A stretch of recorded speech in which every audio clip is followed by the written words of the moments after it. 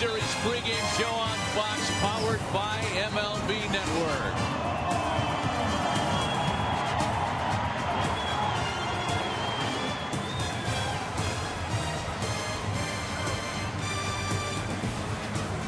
The towel-waving home faithful hoping to restore the roar. The Giants with a commanding 3-0 lead in the 108th Fall Classic. The World Series here in Detroit as we are here in the right center field corner, welcoming you to Game 4 with A.J. Pierzynski, Eric Karros, Harold Reynolds, Matt Vasgersian. 7 times, guys, during the regular season, the Tigers won winning streaks of at least 4 straight games. Anything short of that in the next week, and the Giants are World Series champs. This is the 11th hour in Detroit. No doubt. Biggest challenge ever. They haven't faced the pitching they're going to have to go through to win 4 games. It's going to be very difficult. We've talked about every way the Tigers can get back in this, guys. End of the day, they got to hit. Right, they do have to hit, and I think they'll get a good performance from Max Scherzer, especially today. Not a lot of fun to hit, throws a heavy ball, movement all over the place, and in this cold weather, not ideal for Giants. Well, his control has been unbelievable. The thing for me is the Giants, if they score first, take this crowd out of the game, they're 17-3 the last 2 postseasons when they score first. If they score first, the Tigers will feel it, the pressure will get to them, and I think this game could get ugly if it happens. Well, the interesting thing, too, is that they have to go ahead and manufacture some way. And the Tigers are a ball club that's going to hit home runs. They get behind, they could be in trouble. You're right on it, AJ. History is certainly not on the Tigers' side. No team has ever come back from a 3-0 deficit. The World Series trophy is here in what we're told is an undisclosed location. It has nothing to do with the fact that the Giants are up 3-0. The trophy's here. Eric said he knows where it's at. It's in the Giants clubhouse, isn't it? What? Oh, man, I know this. Oh. Have you guys ever held that thing? Because it's heavy. He's rubbing it in. Me. Rub it in. Rub it in. White Sox. Hey, Matt Cain has a chance, guys, to do something tonight that's only been done once. Only the great Sandy Koufax won an All-Star game, pitched a perfect game, and then won a World Series clinch game. Only one guy in the history of baseball. Matt Cain has an opportunity to do that tonight. Well, and it looks great. I mean, he is an assassin. He really is. He's got great stuff, and he is on a flow right now, guys. The confidence is very high. Yeah, and who would have ever thought that the Giants would be up 3-0 in the World Series, and Matt Cain hasn't even taken the mound yet? Well, their ace at the beginning of the year was Lincecum. He's done it out of the bullpen. They have their real ace, their starting ace, coming tonight. Tigers down 3-0, facing the ace of the Giants. It's a big hill to climb. Many people are expecting a pitching and defense type night in Game 4. That certainly was the type of night in Game 3. And for those that may have missed it, we'll take a quick look back as to how the Giants made it 3-0, presented by Windows 8. Well, here's my boy Ryan Vogelsong, just carving him up. He does what he does. He throws the ball in good spots, makes it tough on guys to hit. Is he your boy because you gave him the scouting report the other day? Hey, look at this. Wow. These guys, Detroit has not hit the ball at all. The offense, as Harold said, has to show up. Hasn't been here yet for 3 games. Do or die tonight. Well, one of the reasons has been Tim Lincecum. I mean, the freak has been back, and he has been great out of the bullpen, doesn't have to think. The stuff has been overpowering, and that's why the bigger reason the Tigers' offense has been so anemic. Time to take a look at the morning papers, and despite the fact that handicappers across America have canceled their subscription to the Karros Chronicles because of your frighteningly inaccurate reads. What tomorrow, Eric? Karros Chronicles, maximum effort keeps this season alive. Max Scherzer's going to go out and deal tonight. Hey, the Pierzynski Press, here it is. One Giant sweep. Giants get it done tonight. Matt Cain leads the way. Bullpen strong again. Giants all the way. I'm kind of with you, AJ. I just don't see the Tigers get back in this thing. San Francisco sweep. Even the weather couldn't cool down the hot Giants. Like that? That was good. I like that. 20 out of 23 have never gone to Game 5, by the way. You know, it reads 44 degrees in terms of the in-ballpark temperature. With the wind chill, it feels more like between 35 and 37 degrees. You play in this ballpark 9-10 times a year. Does the wind really play this way? This park is so big that I don't believe that it makes a difference, especially with the pitchers we have on the mound and the temperature. I think the pitchers are going to get in on guys, make their hands hurt, and it's not a fun night when your hands hurt to go up there and hit. And that's, I don't care what the temperature says. My ears say it's about 20 degrees right now. It is cold. I think you nailed it with Scherzer. The ball moving, though. That's dangerous. All right, Game 4 is coming up on tap. Tim and Joe have play-by-play shortly, but for now, it's time to send it down to Tigers PA announcer Bob Vergils for the national anthem. And now, ladies and gentlemen, would you all please rise? Gentlemen, please remove your caps. Active military and veterans may keep your caps on while rendering the military salute for the performance of our national anthem. Please welcome multi-platinum recording artist and X-Factor judge Demi Lovato as she leads us in the singing of our national anthem. Oh, say, can you see by the dawn's early light what so proudly we hailed at the twilight's last gleaming, whose broad stripes and bright stars through the perilous fight o'er the ramparts we watched were so gallantly streaming, and the rocket's red glare, the bombs bursting in air, gave proof through the night that our flag was still there. Oh, say does that star-spangled banner yet wave o'er the land of the free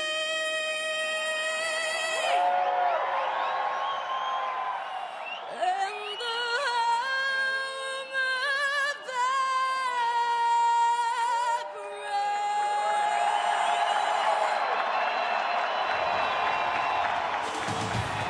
Do the Giants end it tonight, or can the Tigers survive to play another day? Joe and Zimmer back with lineups in the opening pitch for Game 4 next.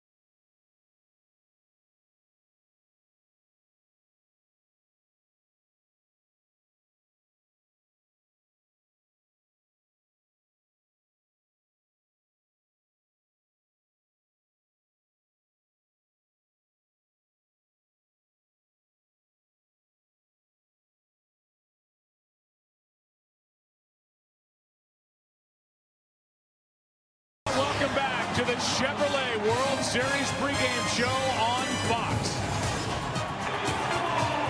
They are excited for game number 4. So are we. We hope you are. On a night where it is 44 degrees, feels like 37, the Giants lead this World Series 3 games to nothing.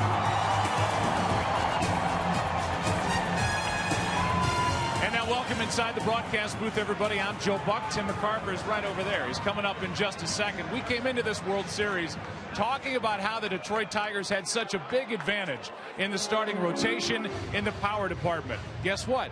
Dead wrong. We weren't alone, however. So far, it's been all San Francisco on the mound.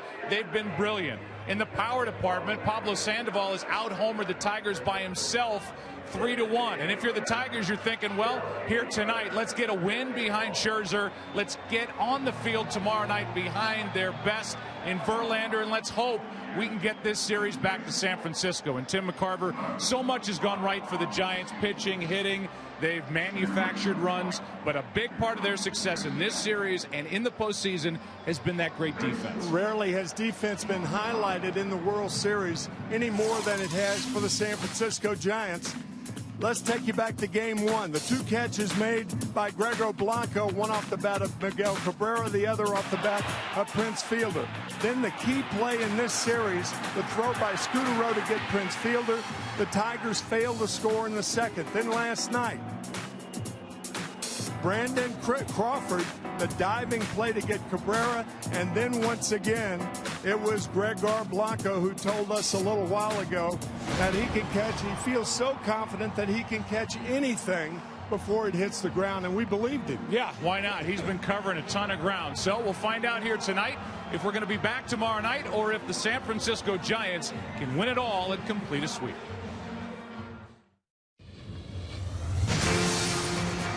Frustration has crept in as the Tigers' vaunted offense has been shut down so far this World Series.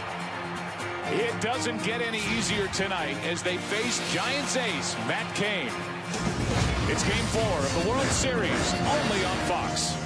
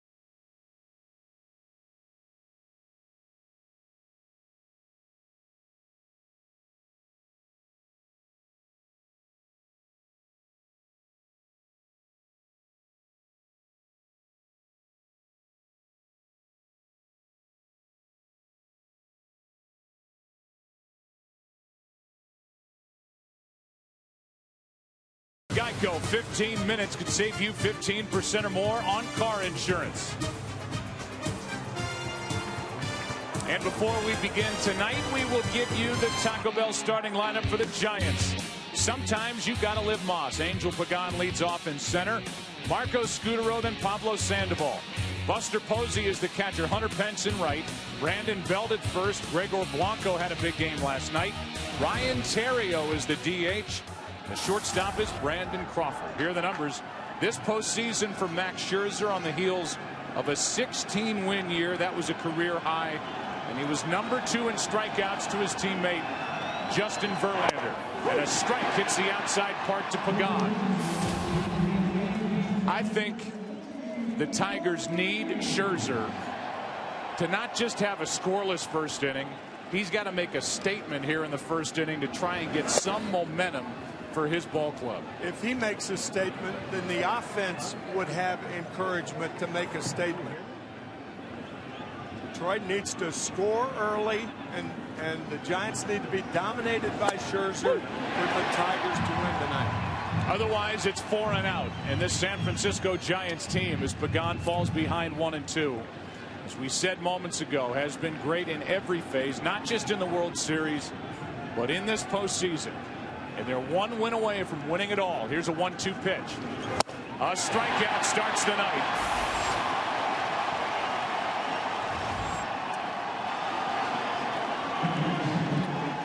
The opening pitch was brought to you by Budweiser. Great times are waiting. Grab some buds. How about the scouting report on this hard-throwing right-hander Scherzer? Max Scherzer can be as dominating as Justin Verlander. As Joe said, second in the league in strikeouts, 231. His shoulder is fine. No problem with pain. Slider on 2 planes, and we'll explain that. He's had 9 days off, and that could be a problem with control, even though it didn't show up with Pagan. Here is Scutaro, and a strike on the inside corner. Scherzer is 6'3", 220, 28-year-old from St. Louis. It's a first-round pick by Arizona, 11th overall, and part of that big 3-team deal. As a pop-up is into center for Jackson, 2 out. Give you a look at the defensive lineup for the Tigers, brought to you by Dick's Sporting Goods. Quentin Berry had a rough game 3. He's back in the lineup and left. Austin Jackson made that last play. He's in center. Andy Dirksen right. Cabrera, Peralta, Infante, Fielder on the infield. Gerald Laird takes over for Avila, who was out with an issue with his right wrist / forearm. And here is Pablo Sandoval. Every season starts at Dick's, and there's a strike from Scherzer, who came to this Tigers organization in December of '09. He didn't come alone. Phil Koch a part of that deal, as well as the center fielder Austin Jackson, who made that last catch. That's fouled back, strike 2. Scherzer pitching with an awful lot of confidence so far tonight. Had a look at Austin Jackson. He came from the Yankees here. That's what Joe was talking about, that 3-way trade, the D-backs, the Yankees, and the Tigers. Here's a chance for Scherzer to make a statement in the first. And he overthrew. Home plate umpire tonight is Brian Onora. Ryan Gorman at first. Joe West is at second. Jerry Davis, the crew chief, at third. Dan Iassogna in left. Field and Colbreth in right. And they've had a very good series. 1-2 pitch. Statement made. Crowd's in it. Will the Tigers bats get in it? Bottom of the first, no score.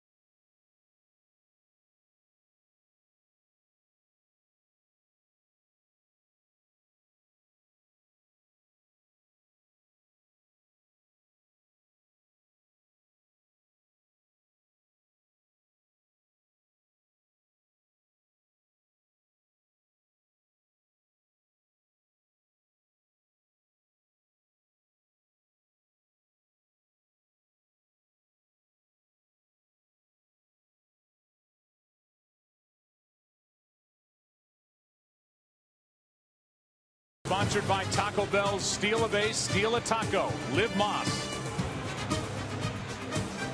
More taco talk. Taco Bell starting lineup for the Tigers. Sometimes you've got to live Moss. Austin Jackson leads off in center. Quentin Berry in that number 2 spot. Miguel Cabrera hits third. Prince Fielder cleans up. Delman Young is the DH. Andy Dirksen right. Johnny Peralta short. Omar Infante bats 8th with Gerald Laird, the catcher, hitting 9th. And on the mound is the right-hander, the quote-unquote ace, but if he's the ace, he's got some company at that rotation spot for the Giants so far this postseason. The right-hander Matt Cain. Matt Cain, can he clinch another series? Game 5 against Cincinnati in the division series, he clinched. Game 7 against the Cardinals, he clinched. In my opinion, he got away with a lot of sliders in that Game 7 that were hangers. I think I'd avoid that pitch if I could tonight, and he is, no question about it, their big game pitcher. Austin Jackson first up for the Tigers, and he takes high ball 1. Matt Cain, the right-hander, 6'3", 230. He's just 28. So 2 28-year-old right-handers, and this guy is as dependable as anybody in baseball. That's right at Scudero. 1 out. The defensive lineup for the Giants brought to you by Dick's Sporting Goods. And it's the same group we've been watching all October. Blanco in left, Pagan in center, Pence in right, Sandoval, Crawford, Scudero, Belt. Buster Posey does the catching. Matt Cain in the middle. Every season starts at Dick's. Number 2 batter is Quentin Berry, and I was wondering, Tim, when we got to the ballpark earlier this afternoon, if Berry was going to be back in there. He's been a minor league journeyman. Last night had a rough night. He's 0 for 5 in this World Series, but Jim Leyland sticking with him in that important spot in front of Cabrera. I think a lot of Detroit Tiger fans were wondering the same thing. Last night, Berry went after a changeup and bounced into a double play, and then in his next at bat, with the bases loaded and 1 out, struck out on a good Ryan Vogelsong fastball. So he's got something to prove tonight. He's in the hole 1 and 2. Quentin stranded 5 base runners last night in his second and third at bats. During the regular season, hit .258 overall, but really struggled from the middle of July through the end of the regular season. Here's a 1-2. 2 and 2. Avisail Garcia, the young 21-year-old outfielder, was an option for Jim Leyland, even though he's a right-handed batter, but he starts this night as he did last night on the bench. Full count. A little more life in this ballpark tonight. Scherzer helped try and get that going with his 2 strikeout top of the first.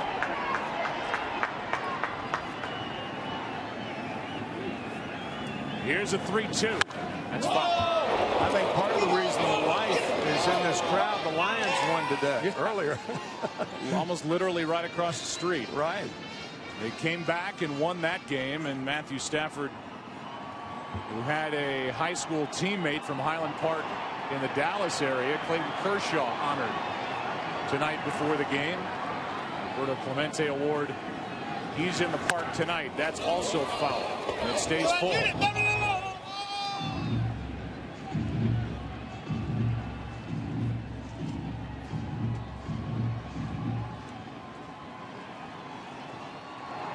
Bruce Bochy won it all with these Giants in 2010, and he's 1 win away here in 2012. Another 3-2 to Berry. And now a dangerous foul ball over the Tiger dugout. This will be at least a 9-pitch at bat. Through the first 3 games, the Giants pitchers have been so good that all of them appear to be closers. They've thrown hard, with the exception of that man, Barry Zito, but he was crafty and effective. Only left-handers are crafty. Here is a 3-2 from the power right-hander, and that's down in the corner. Hooking foul. It leaves our view down in the corner, but it's the right field umpire, Field and Culbreth, who called it foul. And wow, not by much. By about 4 inches. Berry didn't initially run out of the box. He thought that was going to hook more. And it pretty much stayed straight.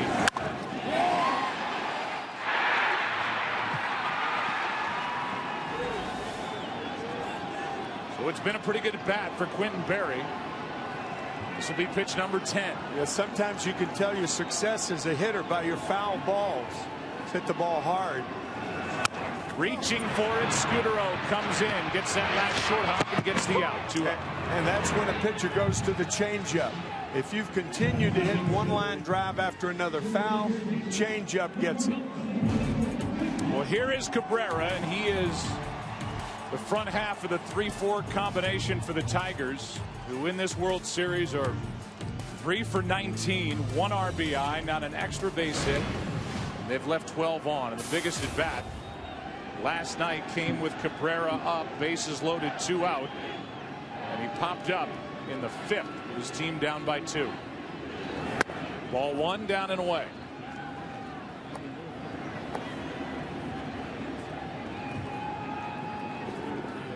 Cabrera, 44 home runs to lead the league during the regular season. He's got 1 that came in game 4 of the ALCS against the Yankees. That's outside. It's 2-0.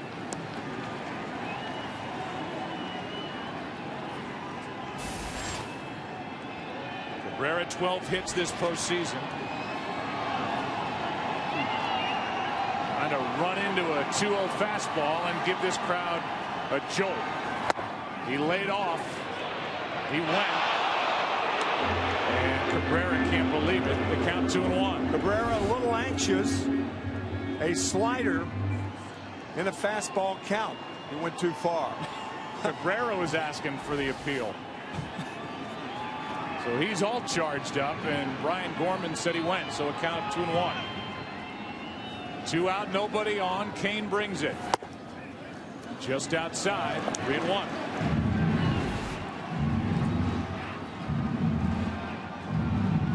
That's the check swing. The 2-0 pitch. He went too far. 2 out, nobody on. No score, bottom of the 1st, game 4.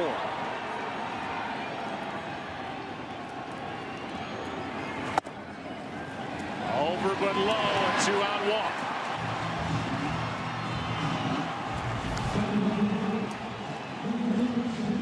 Wasn't pitching around Cabrera, but very careful. You think about it, there were 5 pitches thrown, all balls. Even that 2-0 check swing was a ball. And now Prince Fielder, who is 1 for 10, hitting only 188 this postseason overall after a big year. Hit 313, a career high. He is the type of hitter that could give Kane trouble.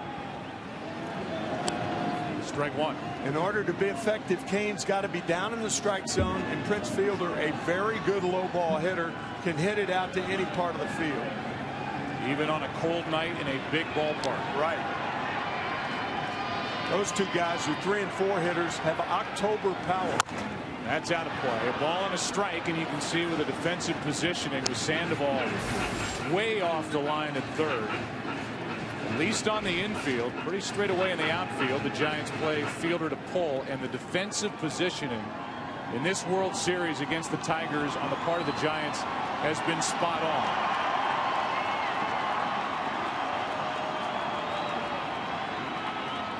The 0-2, that's outside.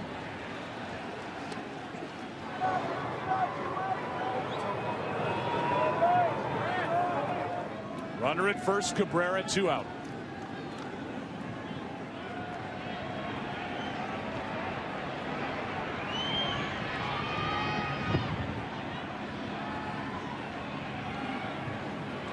Fielder on 1 and 2, strikes out on a pitch that was up.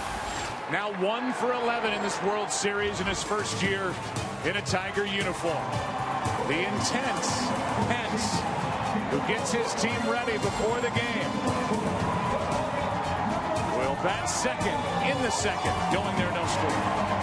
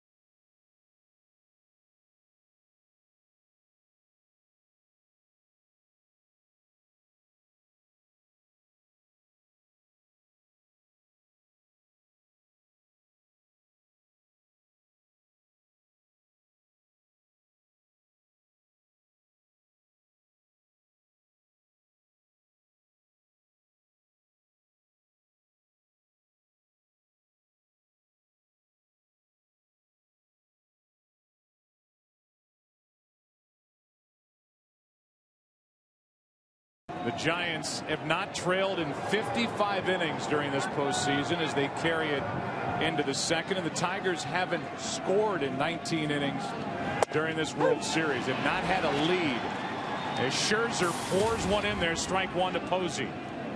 Hunter Pence will follow, then Brandon Belt. Scherzer is throwing hard tonight. That's outside. 1 ball, 1 strike.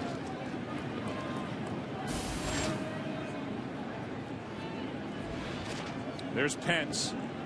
That ritual in the dugout that they have before every game now is something to watch. We've run the replay the last 3 games, and the guy who's throwing the seeds is Ryan Theriot. Pence is there to receive the seeds with his teammates on top of his head. But Theriot's the guy that's throwing seeds and gum and cups and whatever, water.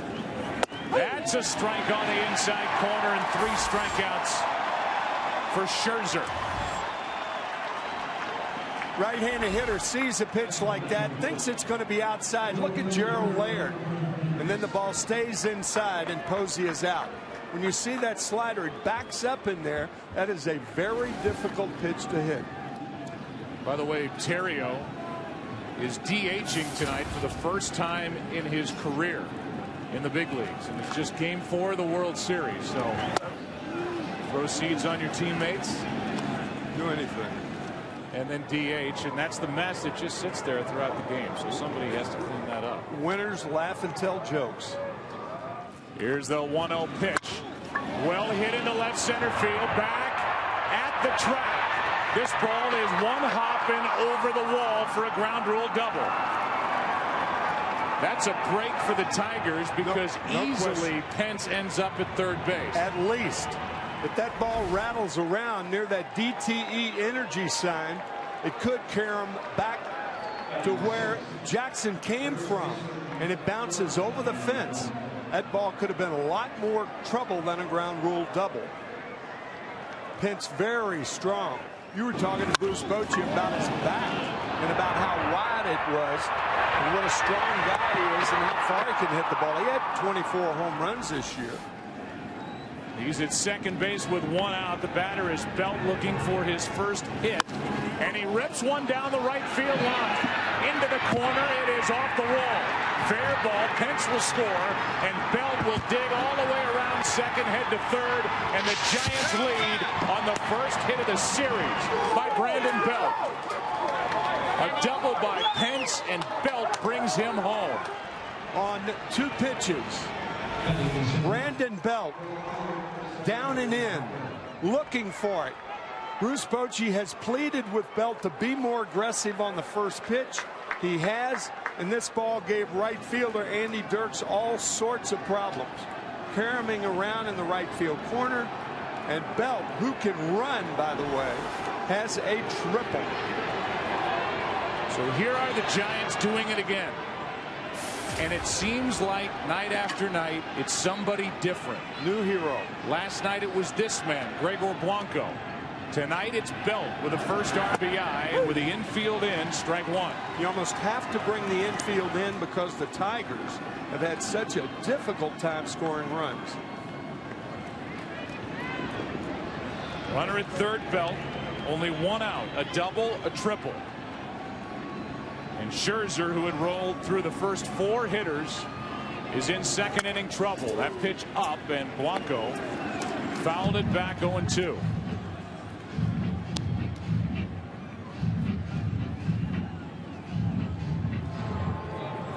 We've not had a lead change in this World Series. You see what the Giants have done this postseason.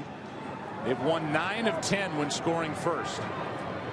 The Tigers have won only once when they didn't. Here comes an 0-2 pitch. Runner at third, 1 out.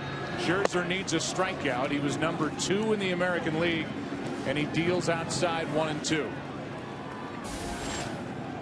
And this crowd, which had so much life, with the first 4 hitters taken out of it with 2 swings. Pence and Belt. Now Blanco takes low. 2-2.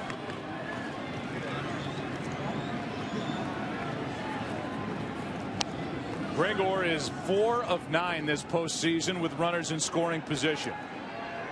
And it was Pence who got this started with a double into left center, and he has been red hot after a slow start to the postseason. 2-2. Ground ball to Infante. That won't score the run. 2 out. And a big out picked up by Scherzer. And that's why you bring the infield in. If the infield's back, Bell scores easily. Now it takes a hit with Theriot, the DH, and a broken bat ground ball. And Infante made sure before he went to first for the out.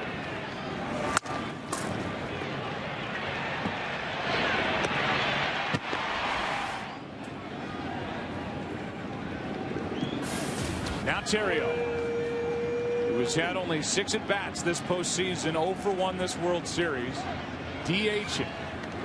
Breaking ball stays up and in.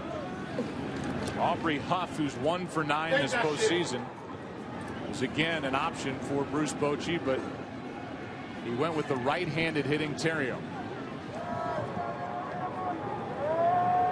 Last night it was Hector Sanchez who did not have a hit. Here's a 1-0. 1 ball, 1 strike from Scherzer. That's that slider with 2 planes. See how it goes down?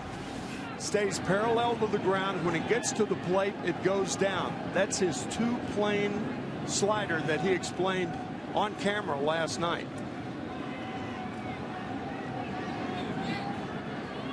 Scherzer in his first World Series start brings home a 1-1. And a fly ball into right center field. This ball is trouble. It is caught by Dirks to end the inning.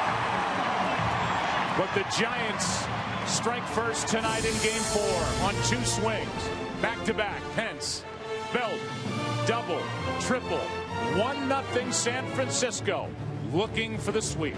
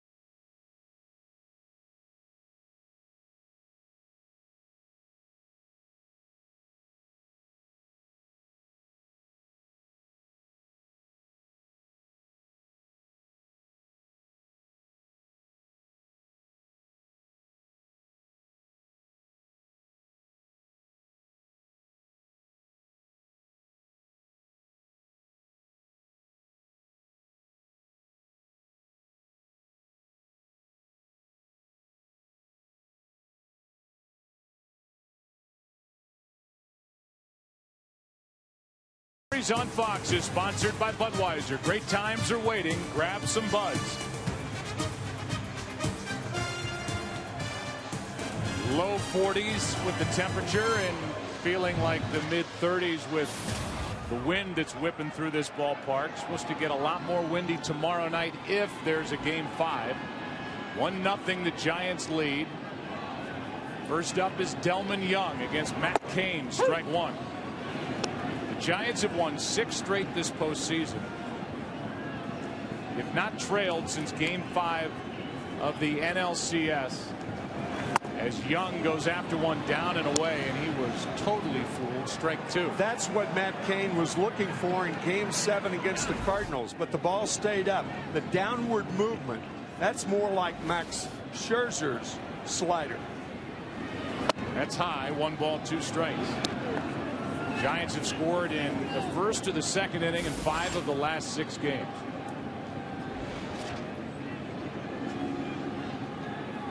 Here is a 1-2 from Cain. Right back up the middle. Leadoff base hit by Delmon Young. On a 1-2 delivery. We'll give you a video summary presented by Windows 8.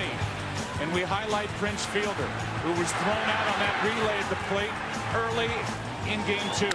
And then last night had a chance. 2 on, bounced into a killer double play early.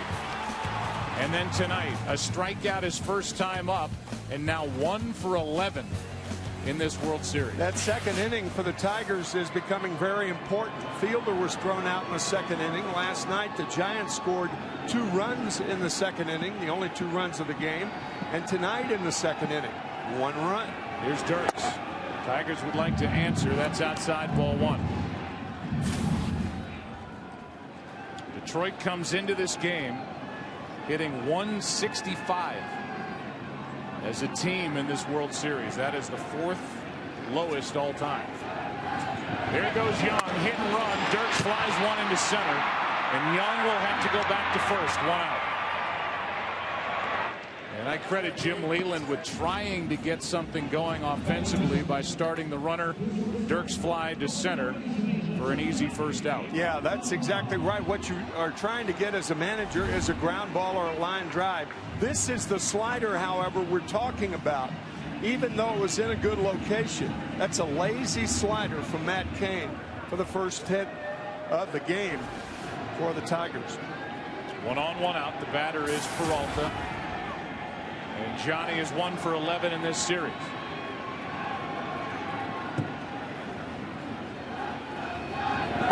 Good pitch for a strike. Peralta has the only home run of this series for the Tigers, a team that hit 163.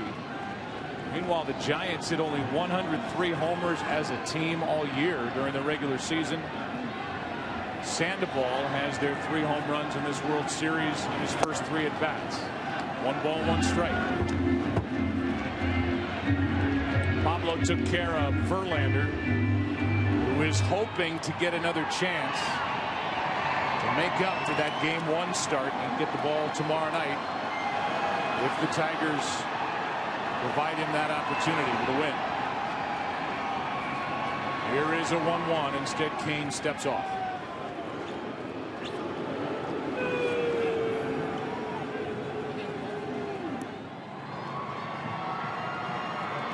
First time through the lineup this series.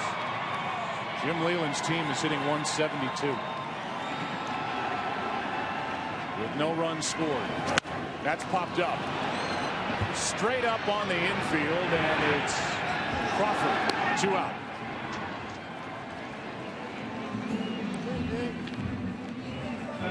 Verlander just pacing, hoping to get a chance on the 29th of October. Here's Infante, who so far in this World Series the best at the plate for the Tigers. He's 4 for 12. Justin Verlander does not want to end this year with a loss, starting and losing game 1 in San Francisco. Cain wants to clinch his 3rd consecutive postseason series. That's a ground ball to Crawford. Stays down on it, flips for the out. And Cain gets around the leadoff hit in the 2nd. 3rd inning now. Game 4, 1-0 Giants.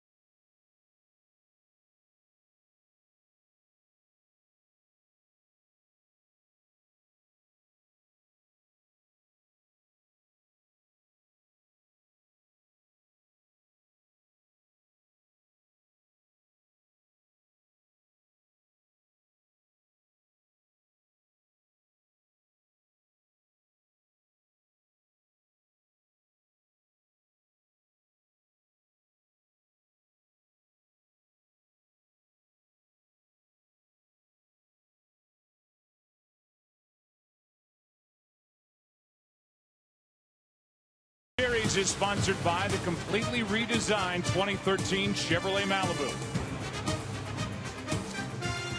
Brandon Crawford is first up in this third inning for the Giants, who lead 1-0. And look at this. Brandon, at the age of 5, his parents longtime season ticket holders, and that's from September of '92. The sign, and that's his dad's left hand, his dad Mike. The sign was to Bill White, who then was the National League president, saying do what's right. That's when this organization, the Giants, was threatening to move down to Tampa back in '92. That's why they threw that dome together, the dome that the Tampa Bay Rays play in here today. Brandon Crawford first up. And so the longtime Giant fan is now starring in the World Series for the team he loves, and he takes outside. Ball 1. Coincidentally, today is the anniversary of breaking ground for Candlestick Park. Started back in 1958, and the Giants played there their first game in 1960.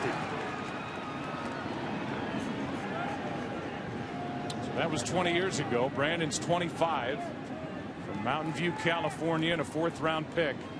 And he has really blossomed here in 2012. Here's a 1-1. Down and in, 2-1.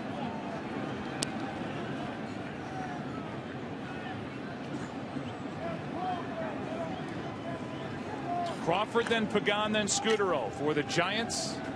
Up by 1. Pitch was hittable, and Crawford fouled it straight back. 2-2. That was a changeup up in the strike zone. We set it off, and catchers don't catch many of those.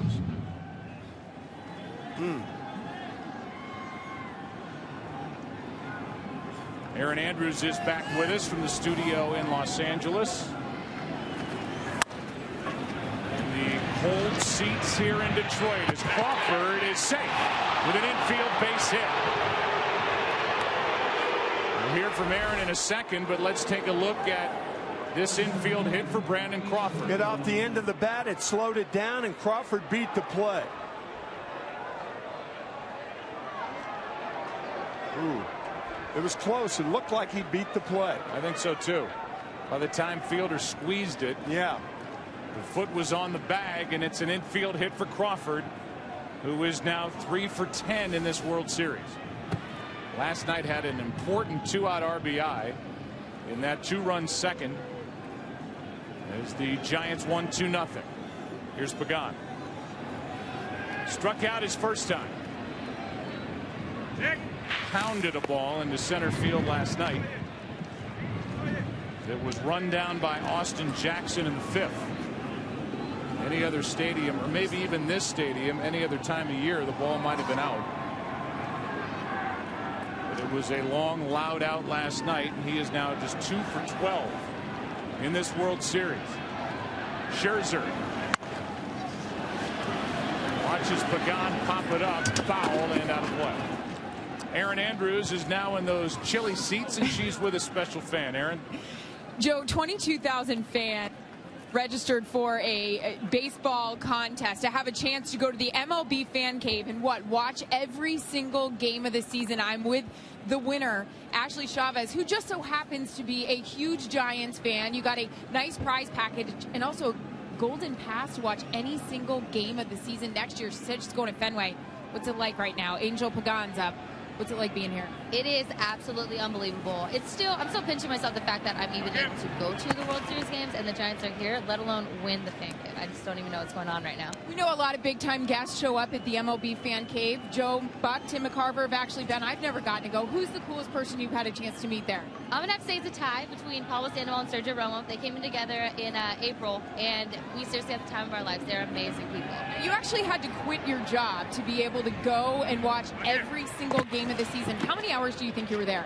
I told people about 100 hours a week is what we're averaging, so quite a bit of time. But it is watching TV and hanging out with celebrities, so it's really not work at all. What did you do while you were there? We did a lot of tweeting, so much tweeting, a lot of blogging, a lot of making a lot of fun video content for the website, just a lot of fun stuff. right, enjoy the rest of the night. Thanks. Joe, back over to you. All right, Aaron, thank you.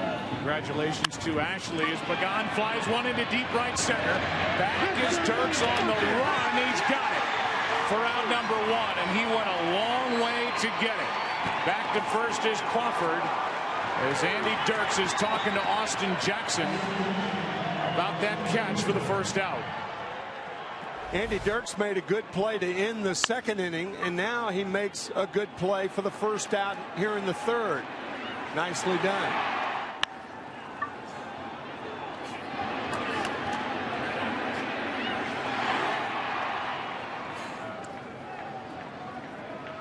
So that running catch is out number 1 and brings in Scudero with 1 on 1 out.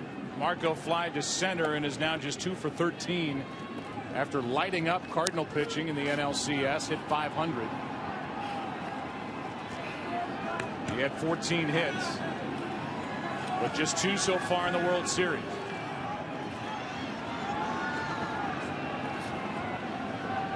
Here it is from Scherzer. Strike 1.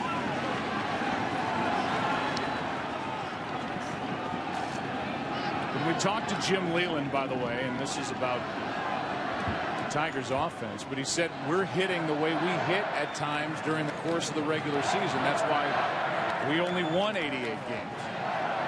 They went through stretches where they didn't hit despite all the talent in this lineup. And remember, this was a team that lost the switch hitting catcher DH Victor Martinez in the offseason. That's why they went out and signed Fielder, who had his best year average wise, but there were times during the season where the Tigers didn't hit, and they're picking a bad time to go back into that slump here in the series.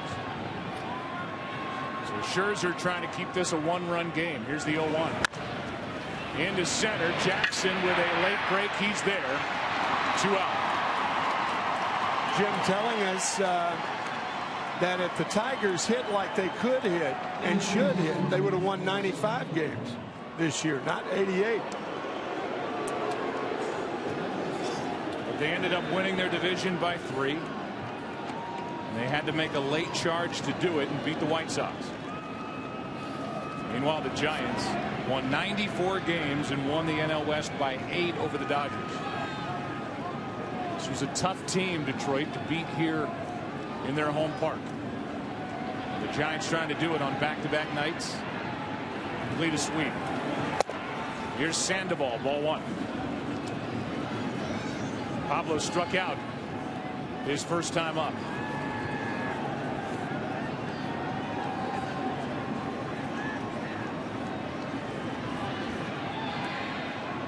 Crawford, a leadoff infield hit. He's at first with 2 out. 1 ball, 1 strike on Sandoval. Change up and a fastball count, and a good one. Little heat pad on the right ear. There's that good changeup from Scherzer. Interesting that Infante keeps that little heat pack in his right hand. As the pitch is delivered, I guess it's hitting his direction. He gets rid of it. 1 ball, 1 strike outside. Now it's out of his right hand, so he tucks it into his back right pocket. And in between pitches, tries to stay warm. Feels like 37 with the wind chill.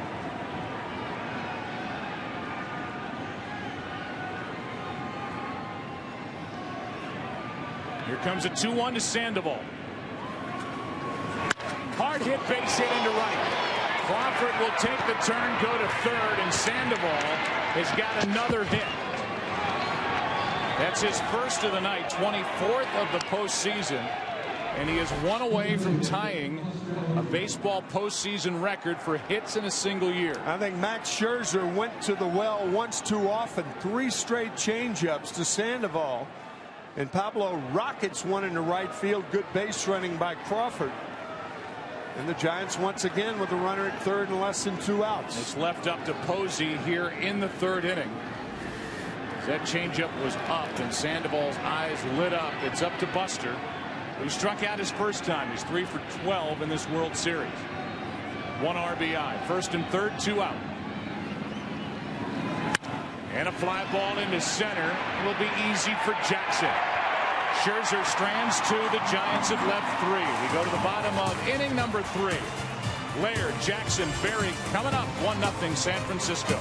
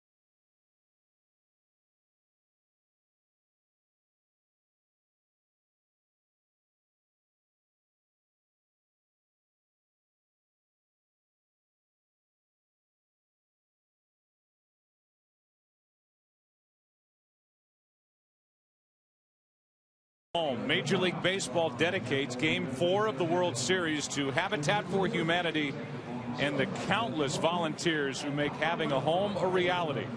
Visit habitat.org. A light rain starts to fall here in the 3rd inning as the 9-1 and 2 hitters will bat for the Tigers. Gerald Laird is 1 for 16 this postseason. 1-0 San Francisco. Laird, then Jackson, then Berry. If anybody gets on, Miguel Cabrera. Ken Rosenthal is with us, as he is every Saturday during the regular season and every night during the postseason. As Laird takes a strike. Why is Gerald in the lineup tonight, not Avila, Kenny? Well, Joe, Avila took a pitch off his wrist area, that forearm area, in Game 1 while catching. And even yesterday, the Tigers weren't sure that Avila would be able to play. He did play, but Laird was on alert. He essentially has been on alert for the last 2 games. Today he got the call. Yeah, he's trying to win back-to-back rings. He was with the Cardinals last year.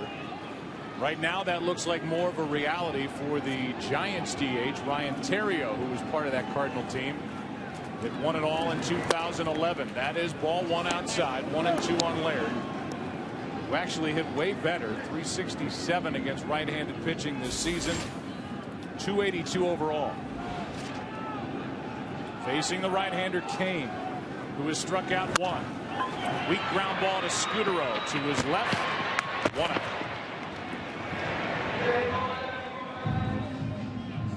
So again, through the lineup, the first time, the Tigers 1 for 8 with a walk. Here's Austin Jackson, who grounded out to second his first time up. Before game one, we talked about the importance for the Tigers to get Austin Jackson on base. He's done a pretty good job of that in 3 games. He's had 3 hits, 3 walks. He's been on base about half the time, but Tigers cannot push him around. And that's because the 3-4 combination has done virtually nothing. First pitch is strike. Quentin Berry on deck. 1 out in the inning. That's on the outside corner. Strike 2. Matt Cain is picking up right where Ryan Vogelsong left off last night. Becomes competitive among the starters, and that is a fact. One wants to outdo the other.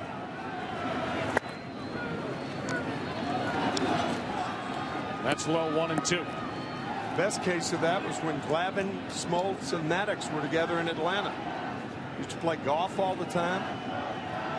So they competed when they weren't pitching and when they were pitching. Here's a 1-2. Jackson fouls it straight back and had a good rip. The lowest batting average for a team in a World Series, 142 for the Dodgers in 66. This Tigers team is hitting 162 as a team. 66 was a 4-game sweep by the Orioles. The 1-2. Down and away. And for the Tigers, who got to the World Series with Jim Leyland as their manager in 06, we're thinking it's more of the same. That team hit 199, losing in 5 games when they averaged just over 2 runs a game.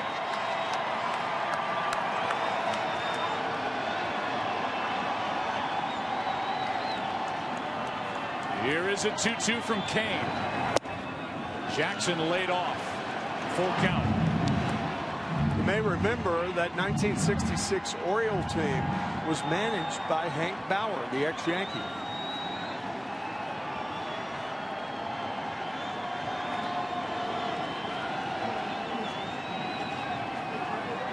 On 3-2, Jackson takes a 1-out walk. Second walk handed out by Matt Cain tonight. You can get to the game with Chevrolet, the official vehicle of Major League Baseball. Find your chance to win an all-new 2013 Malibu. WorldSeries.com/Malibu. 1 out. Here's Quentin Berry again, getting big at bats last night. He's up in a key spot to try and help the RBI chance of big number 24 on deck.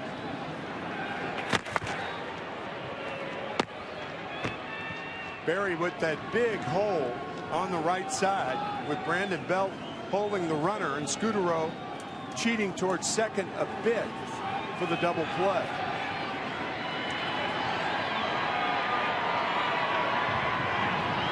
There goes Jackson, the bunt left side. Going to take a good play. Sandoval got it. And throw down to second. Jackson is back in time. 2 out in the inning, and what a good play by Pablo Sandoval. And I think a better play by Brandon Belt, the first baseman. That was a backhand on the short hop. Watch. Sandoval and Matt Cain. I didn't see that initially, but watch Matt Cain avoiding the collision with Sandoval. Sandoval making the play, and Brandon Belt a really good play right there. He has excellent hands. That is a very tough hop. Good play, Belt. The runner was going. Jackson at second. 2 out for Cabrera. That was an odd play. Berry trying to bunt, and Jackson running. So much happened on that play. Yeah. First of all, the near collision. But again, we came on the air talking about the defense of the Giants. Good all around, and I really don't know what Quentin Berry's trying to do there. I don't either.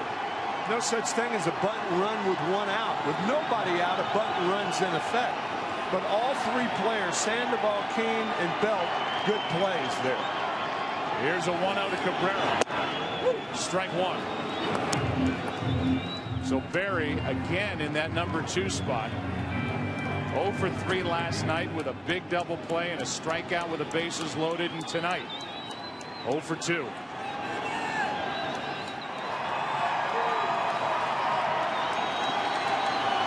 ball, 1 strike on the big bat. Miguel Cabrera, and a fly ball into right. Back at the wall. This ball is gone.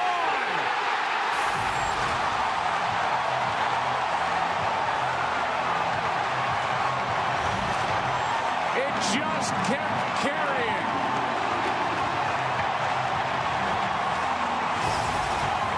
The Triple Crown winner has given the Tigers their first lead of this World Series, 2-1.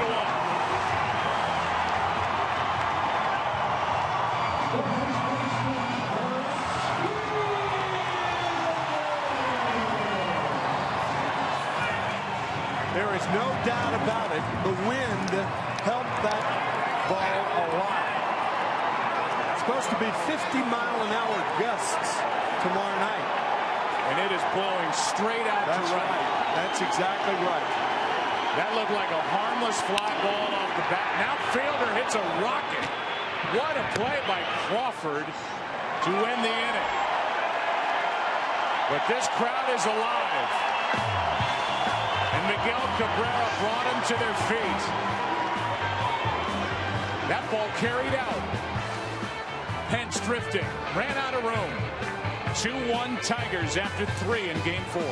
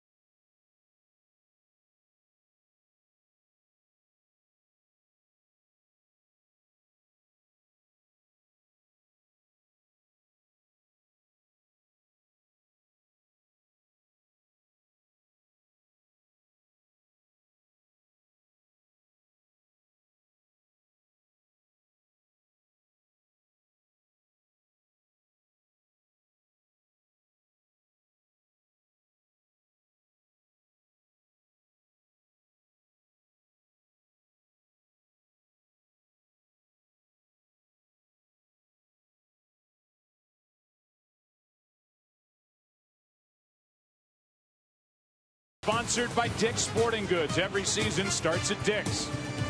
By Windows 8. And by Quicken Loans, engineered to amaze.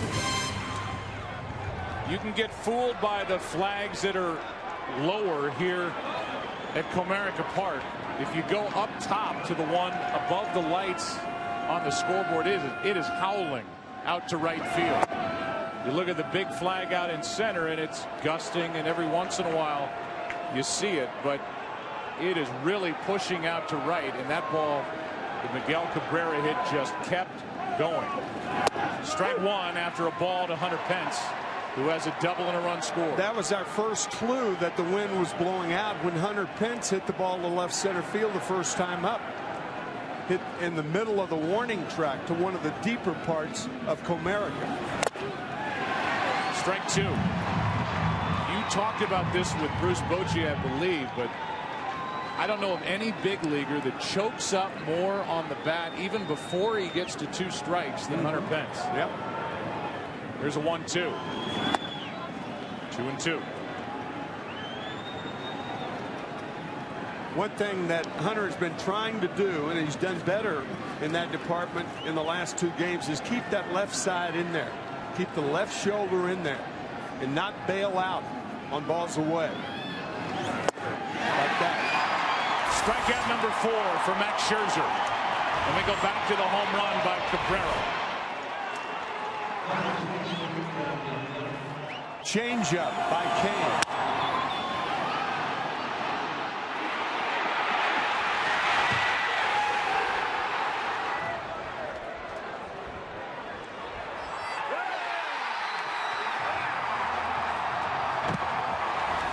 They saw Cabrera take the trip around the bases 44 times during the regular season. That's his second of the postseason. Here's Belt.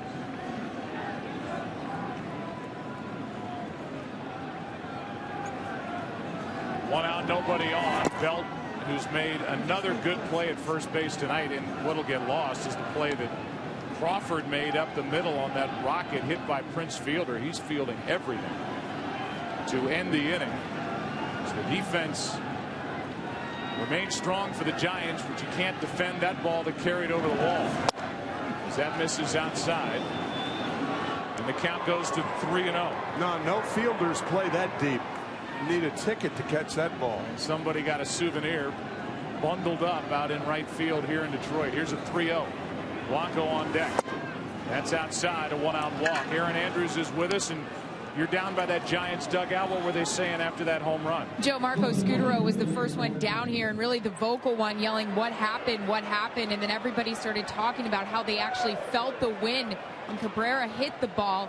Down here as it happened, my monitor totally fell over, so there was a good gust that just circled this ballpark.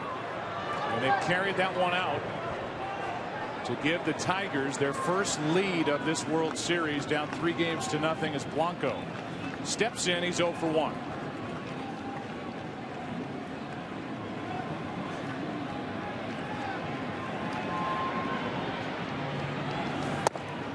Down and in, 5 in a row missed out of the right hand of Max Scherzer. Jim Leyland has told us more than once this World Series that he is concerned about the stamina of Max Scherzer. Missed a start, was dealing with shoulder fatigue.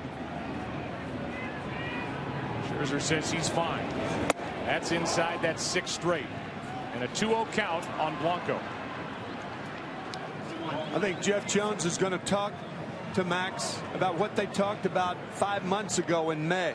Scherzer had problems by taking both hands back instead of separating them from his stomach. The pitchers call that, and pitching coaches call that, drifting. It's the same thing as a hitter would do when he goes forward, fooled on a changeup, and he takes the bat with him. He has no power left with which to hit. Well, the same thing for a pitcher. When he drifts with those with both hands and finally releases the ball, he has no power left to throw his best fastball.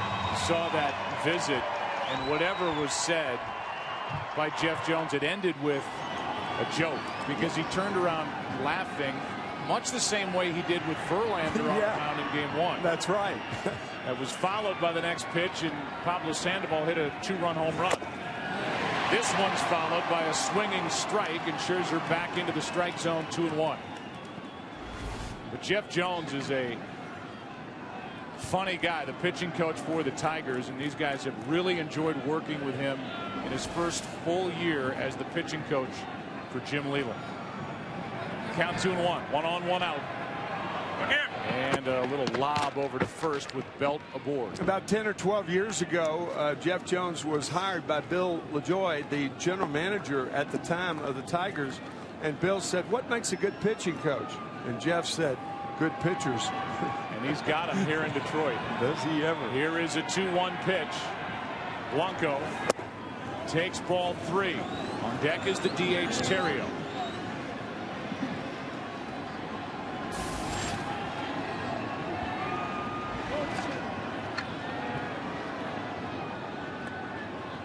Blanco is 3 for 12 in this World Series. Had a big night last night. Full count. Good fastball outside corner. I think Bochy will send the runner at first base. That's a good fastball right out there. Generally speaking, pitchers try to keep it away when they're behind in the count and put it inside when they're ahead on the count. Let's see if Belt takes off. He's going. Struck him out. Throw down. Inning over.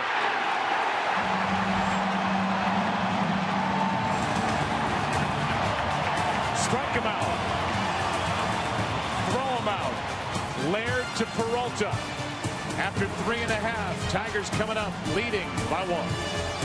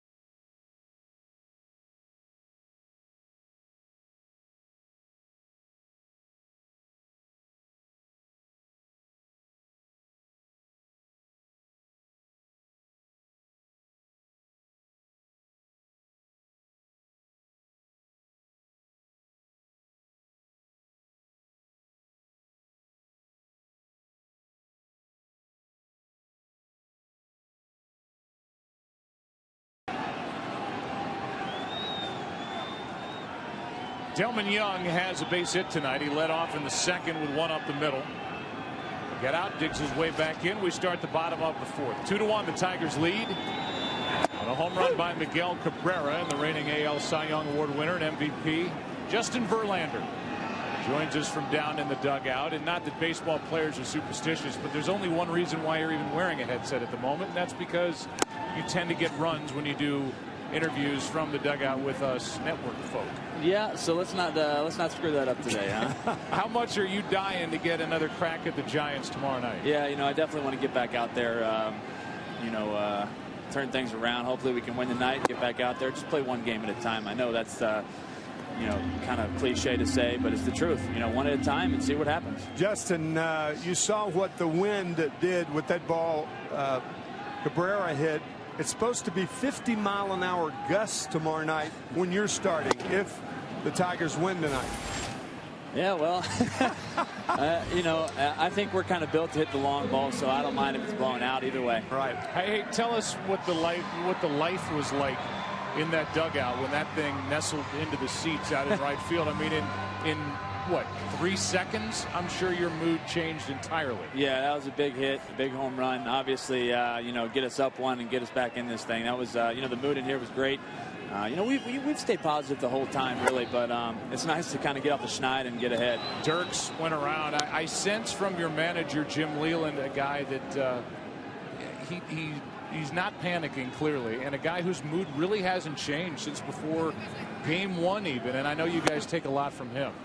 Yeah, you know, he's been remarkably consistent, and that's all you can ask for in a manager. You know, he doesn't put too much pressure on us as a team. He just lets us go out there and play. And I heard him talking about it today with trying to mix up the lineup and stuff, and said, hey, our lineup's our lineup. Go out there and, you know, do what we do. And you know, that just shows the confidence that he has in his team and our ability. And he's not pressing the panic button, so we aren't either. What didn't work for you in game 1 out in San Francisco? I just have to say location. You know, I felt like my fastball was kind of all over the place and made some bad pitches in some crucial spots, and they took advantage of it. We've seen their lineup, and I guess you see this a lot in postseason, but it's like a different guy seemingly every night except for one guy, and that's Sandoval. And I wonder, when you watch his at-bats on a night before you may pitch against him, what you're looking for. Just kind of watching his at-bats, seeing you know, what he's struggling with or what he's hitting well, and you know, I'll look at some previous at-bats too, some of my at-bats that or his at-bats against myself, and you know, come up with maybe a little bit different game plan. I'm sitting next to a catcher, former catcher. 2 balls, 2 strikes here on Dirks. A while ago. With 1 out, nobody on. And that's a ground ball to the right of Scutaro. He gets it, throws it 2 out. You're not doing so well down there, Justin. Hey, last time I was on, we got 2 quick outs too and managed to score some runs. Okay, so. well, there you go. Have faith. So Johnny Peralta will be the hitter, but I was just going to reference, and we talked about it before the game, the visit you got on the mound from Jeff Jones, your pitching coach in game 1. The look was like, what are you doing out here? Like Tim McCarvey used to get from Bob Gibson when he would come out and try and talk to Yeah, as a matter of fact, I said that your expression was Gibson-esque when you... Well, you know, as a competitor out there, obviously you never want to see the pitching coach come out there. You know, usually things aren't going too well when that's the case, but you know, you're just trying to find your rhythm and work through some things, and obviously things weren't quite going my way, so you know, I'm working out there to try to find it. And usually when I'm going bad, I start getting a little quick, and I know what they were doing. They were coming out there trying to slow me down a little bit, and you know, it was just kind of the heat of the moment type thing. And you know, Jeff and I and Skipper, we all have a great relationship. It was just you know, when the competitive juices are flowing out there on the field, and you got cameras everywhere to see it, that's a little bit different nowadays than it used to be. Justin, from the pitchers I've run into, the one thing they don't want to talk about on the mound is mechanics. Yeah, and they don't talk about mechanics with me. They usually talk about slowing down a little bit. And, you know, it's not really any mechanical adjustments. Sometimes in between innings, if I want to talk to Jeff Jones, our pitching coach, a little bit about it, I'll come in and speak to him with kind of what I'm feeling out there and what I think I'm doing wrong or what I need to fix. And but that's usually in between innings, and that gives me my warm-up pitches to go out there and work on it the next inning. That's down and away 3-1 real quick. Have you changed? Well, they said he went around 2 balls, 2 strikes.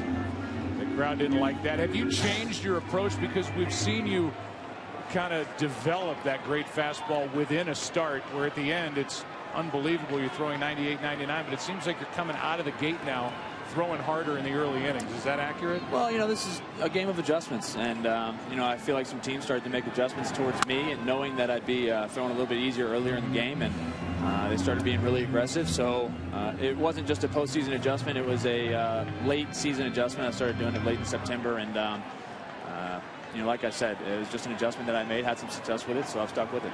Counts 2 balls, 2 strikes, 2 out, nobody on. Bottom of the 4th inning, 2-1 Tigers here in game 4, and Matt Cain brings it home to Peralta. That's a foul. So we started our season here, Justin, on our first Saturday. You guys were playing Boston. You were nice enough to do it then. It's a big deal to us when the big stars come on, and you're nice to do this then. You're nice to do this now. Thanks, and if you get a chance tomorrow, good luck. All right, guys. Appreciate it. I know you're going to keep the headset on. Yeah, of course it's staying on. And if this doesn't happen, I blame it on you guys. All right, yeah, well, of course. Yeah, everybody blames everything on us, so get in line. Here's a 2-2 pitch. Our fault. Inning over. Yep, your guys' fault. 2 strikeouts in the inning, and that sends us into the 5th. 2-1, Detroit on top. Back to work. Scherzer back after this from your local Fox station. All right, guys. Thanks. See you guys.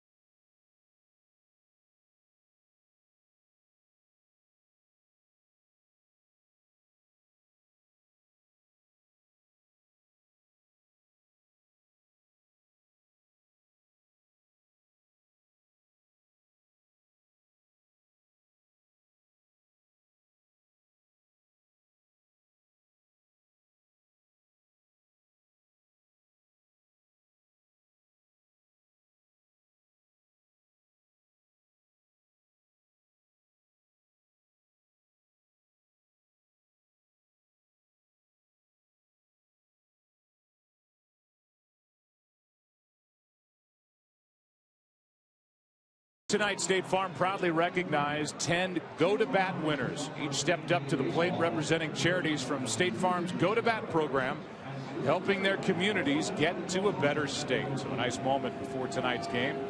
State Farm, such a big part of Major League Baseball, as Scherzer deals a strike to Ryan Theriot, the DH. He's 0 for 1. Brandon Crawford will follow. He's been hot. And then Angel Pagan for the Giants, down by 1. The 0-1 from Scherzer. 1 ball, 1 strike.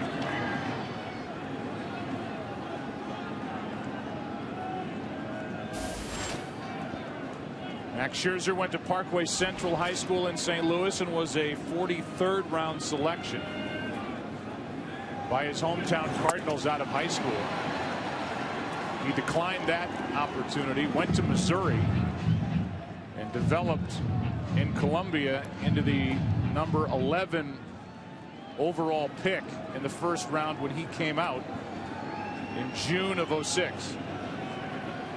He has really put it together this season as he misses outside 2-2. While he was there, Ryan Theriot was going to LSU and was a teammate of Brian Wilson, Aaron Hill of the Diamondbacks, who hit for the cycle twice this year, Brad Hawk, formerly of the Rockies, and also Mike Fontenot.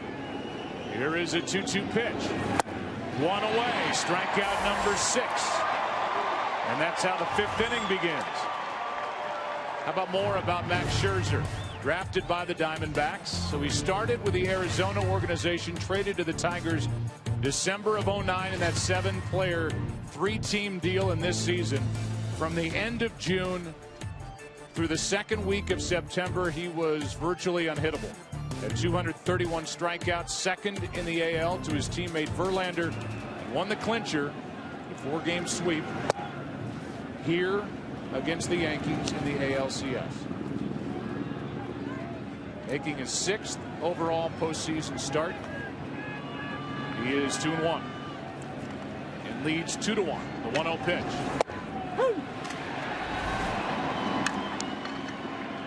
That's a 4-seam fastball. That's interesting that position players hold that ball the same way. They hold it across the seams to make the ball go straight. That one jumped at the end, and strike 2 as Crawford came up empty, 1-2.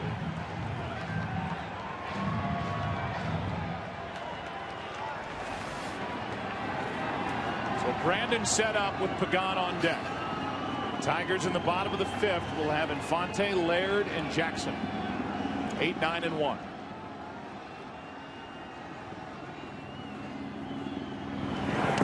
Two and 2. Rain picks up a little bit.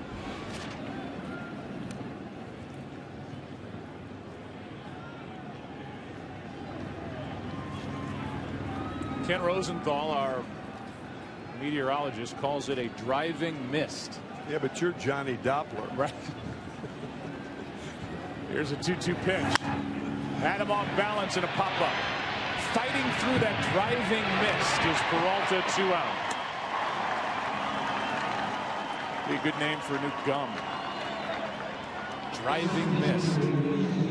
Hairspray. That too. There's Pagan. There it is. Forecast for more of a driving mist. 43 degrees. It feels like 37. It also feels like Game 4 of the World Series with the Tigers leading 2-1. Trying to avoid a sweep.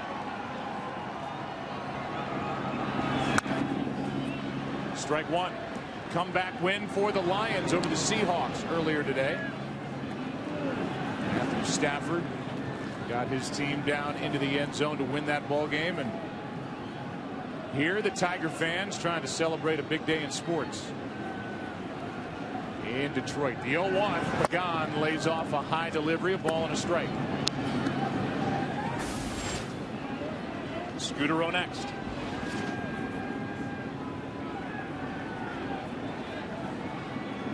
Pagan 0 for 2, 2 for 13 in the World Series. Waiting on a 1-1. He chops to Infante. Are the hands warm? Yes, they are. Perfect throw.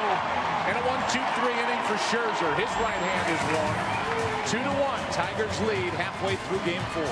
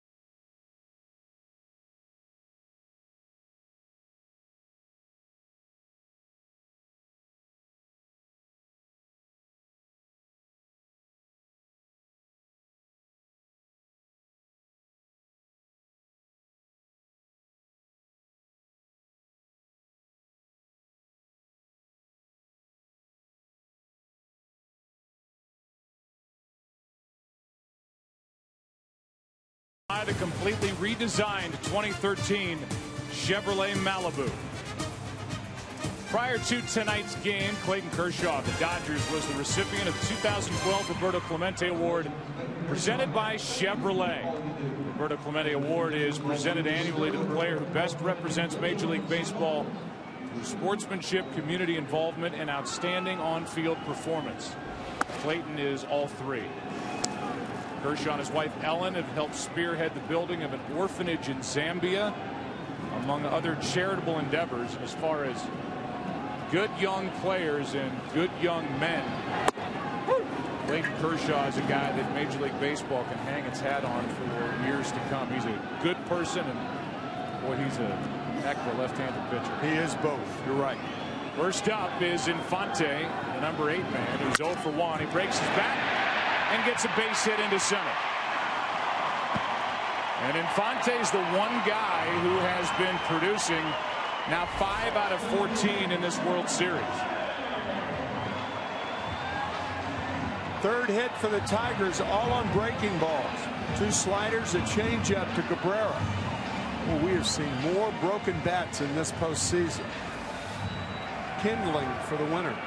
Leadoff man is on for the second time tonight. Delman Young led off in the second. He was stranded.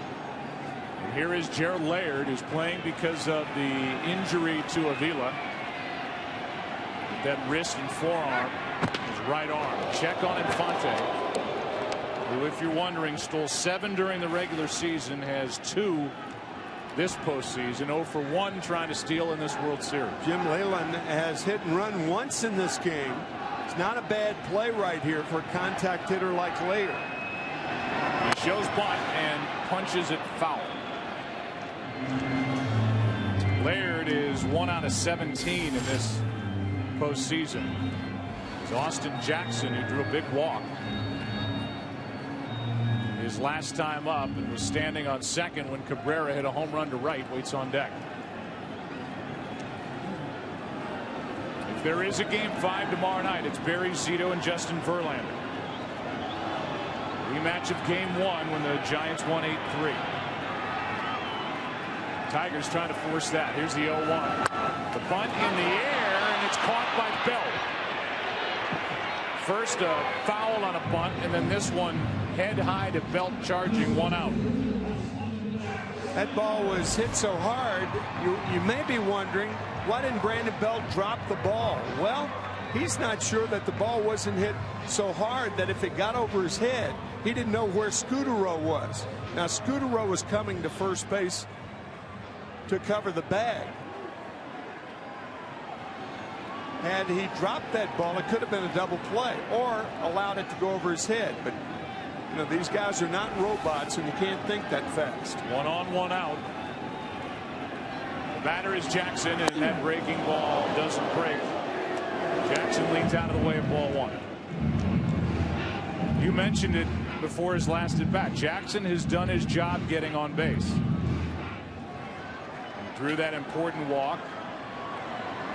He's got 3 hits, hitting 300 in this World Series. Tigers are led by the guy at first, Infante, with 5 hits.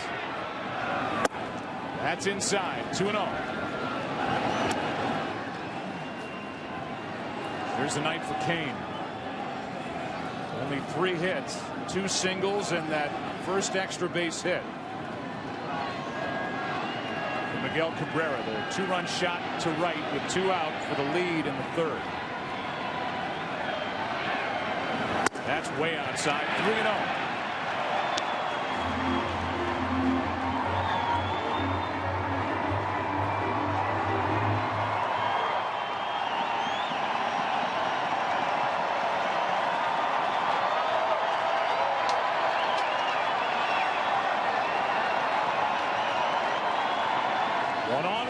Taking, it's a strike. 3-1.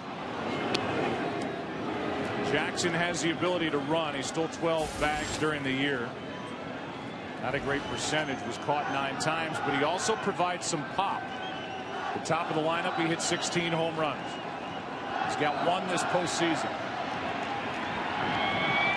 The 3-1 runner goes, and a pop up. Shallow right center field. Infante will have to come back as Pence hauls in out number 2. The inning will be up to Quentin Berry to see if the Tigers can get Cabrera to the plate. Yeah, and this is a very important out for Matt Cain as a result. Getting Berry out here, then you have Cabrera hitting with nobody on. How you work the lineup is a very, very important part of pitching and how a catcher calls a game. Bearing down on the right guys to get them out. Not that you're not bearing down on everybody, but working that lineup to where the power hitters, in this case, as dominant of power hitters in any lineup in the big leagues with Cabrera and Fielder, you really go after a guy like Berry right here. That's why there's such protection and usually pitches to hit. Right. Ground ball off Cain to Crawford. What a pickup for the out. 1-6-3, and Brandon Crawford is still playing the heck out of shortstop. And that keeps Cabrera in the on-deck circle. Crawford has played brilliantly. Off the glove of Cain to the bare hand of Crawford for the out. And we played 5 in game 4. Still 2-1, Detroit.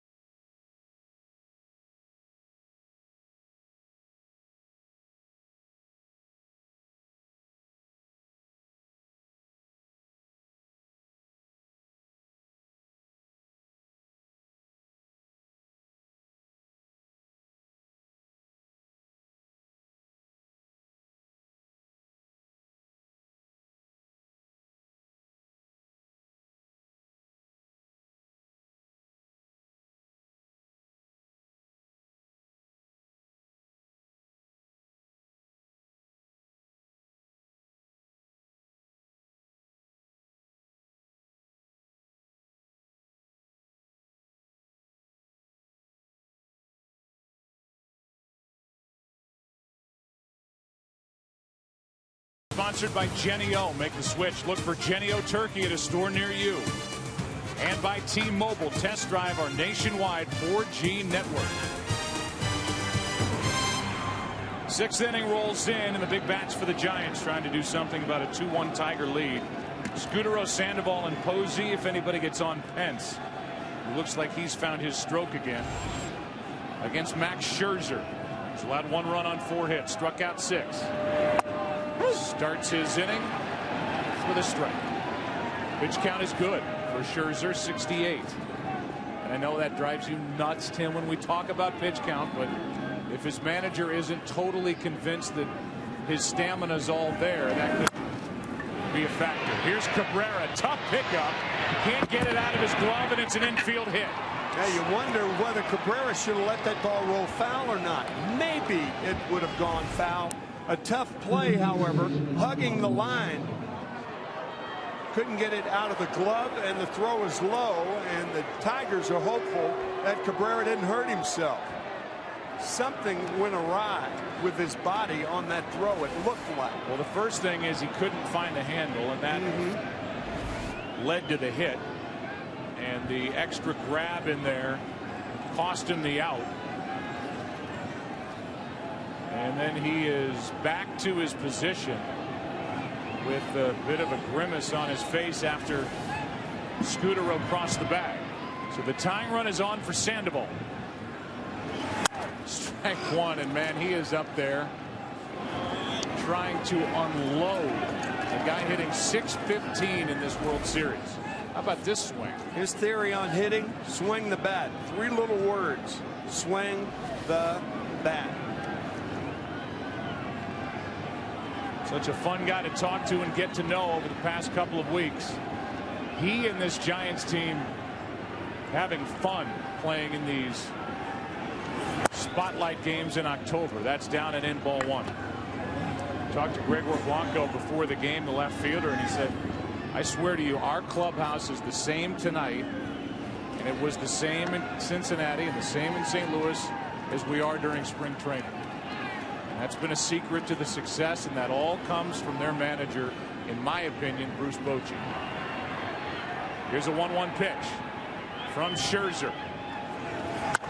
Out of play, strike 2.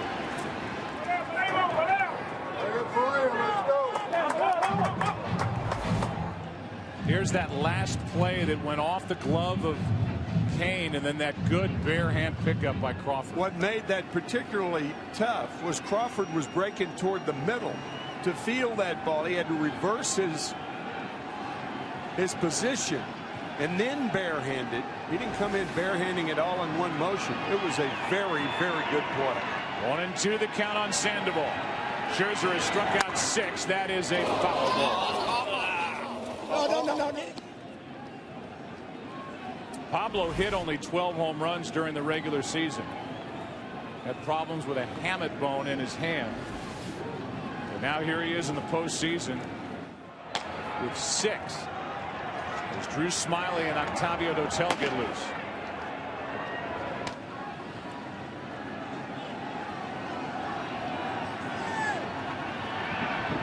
Here is a 1-2 pitch. Instead a lob over the first. Scutaro had a small lead.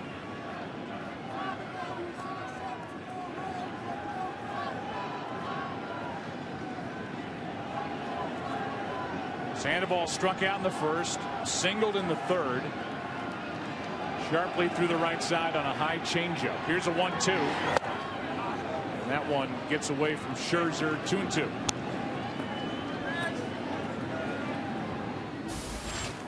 On deck is Posey.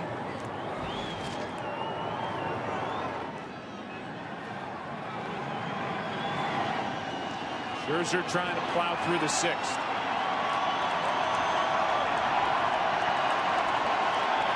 Something he has yet to do this postseason.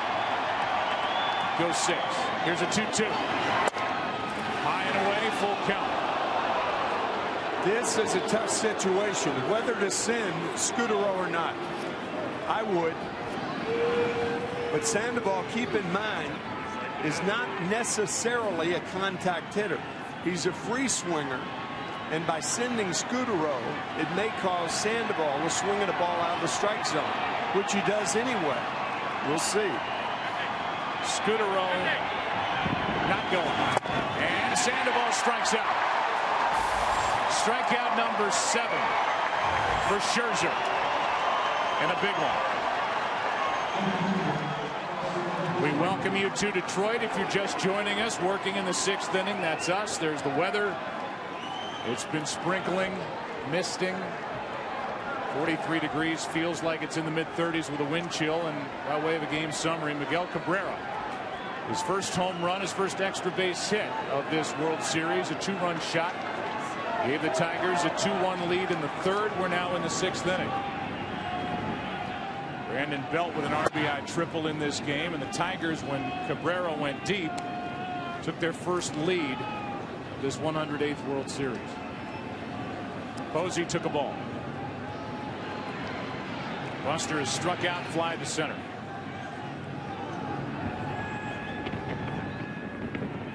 You can hear this one's down the line and left at the track at the wall, and the Giants have regained the lead. Home run, Buster Posey, and their cleanup hitter, the potential MVP of the regular season and the comeback player of the year, has put the Giants on top 3-2 in the 6th.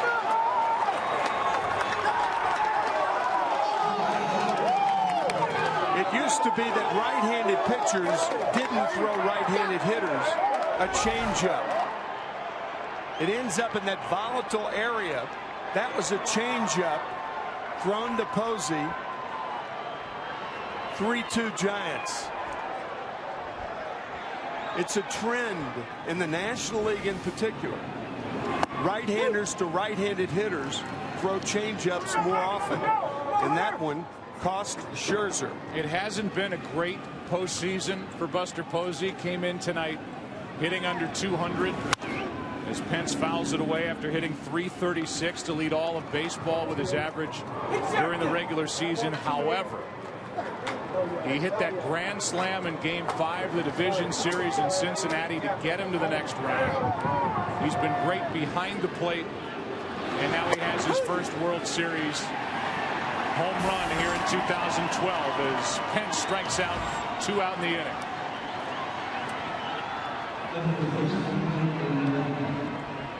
Posey is their heart and soul, as he was back in 2010.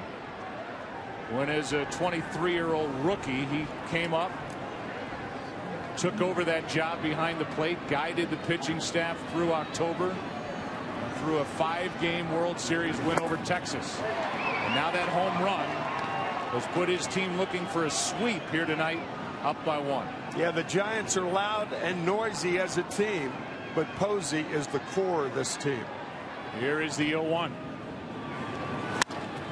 Fly ball into left off the bat of Belt. Damage is done in the inning as Berry hauls that one in.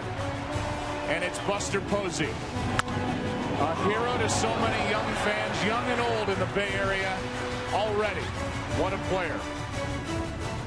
Took a changeup and rode it out down the line, and with that swing, the Giants are up by 1 into the bottom of the 6th here in Detroit.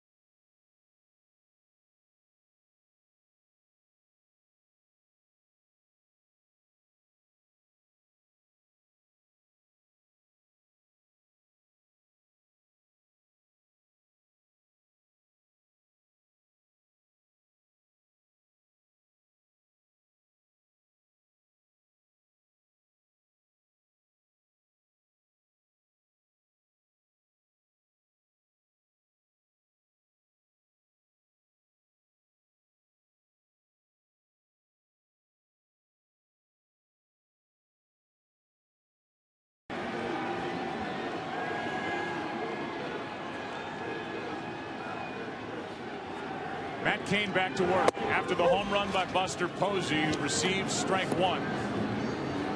The Giants lead 3-2, bottom of the sixth. It's Cabrera, Fielder, Delmon Young.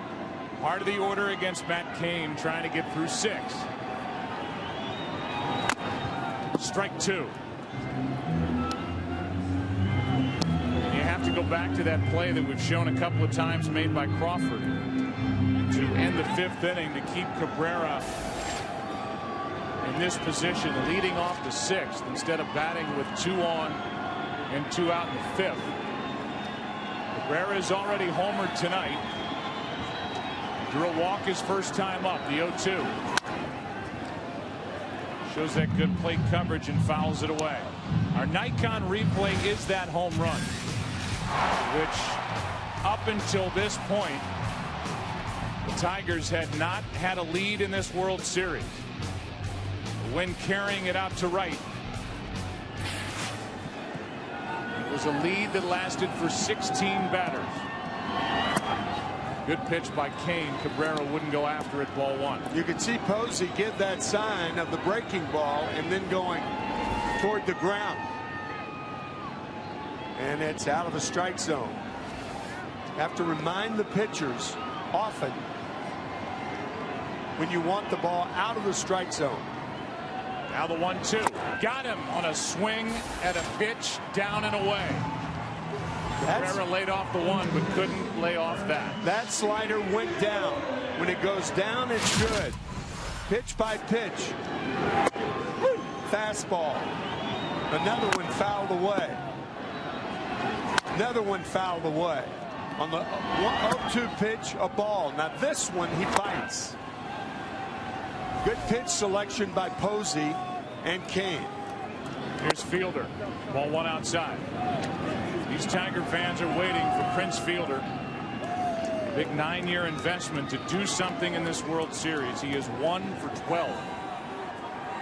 He hit the ball hard his last time up. He was robbed of a hit by Crawford at short. That's ball 2.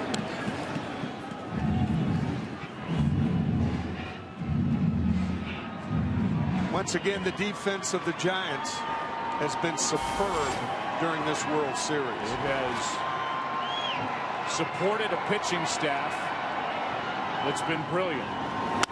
Off the hands, popped him up. The frustration continues for Fielder as Crawford hauls in out number 2. Prince has taken another left turn and gone back to the dugout, and with 2 out, nobody on. The batter will be Delmon Young.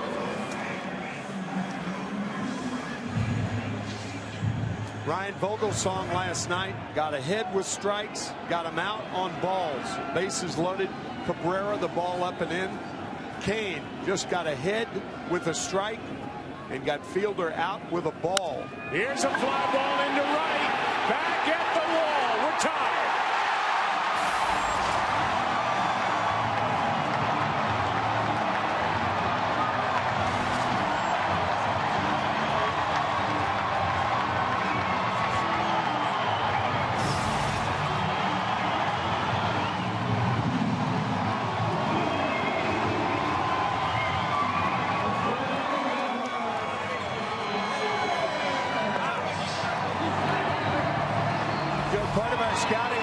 Tonight was beware of the slider. It's a dangerous pitch.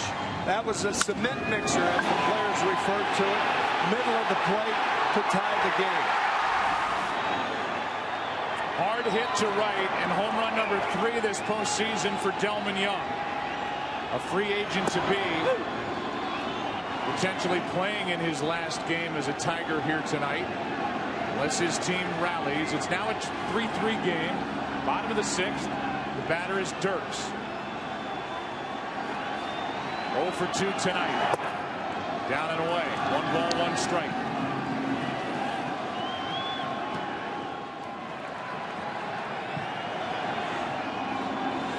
Here's a 1-1 from Cain. Base hit. Go-ahead run is on with 2 out here in the 6th. And the batter will be Johnny Peralta. There is no action at the moment for the Giants out in their bullpen.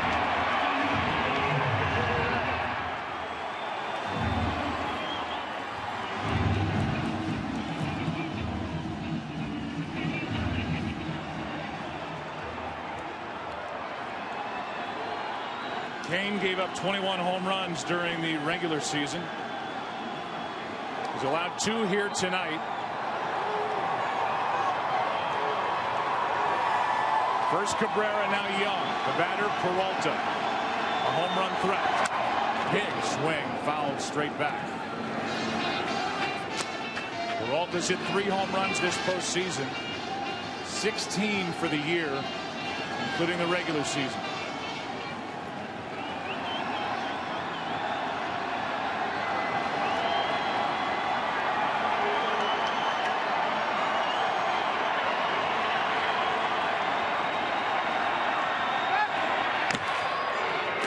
Dirks doesn't run much, does have a stolen base this postseason, had a pretty big lead. 1 for 2 trying to steal during the regular season when he hit .322.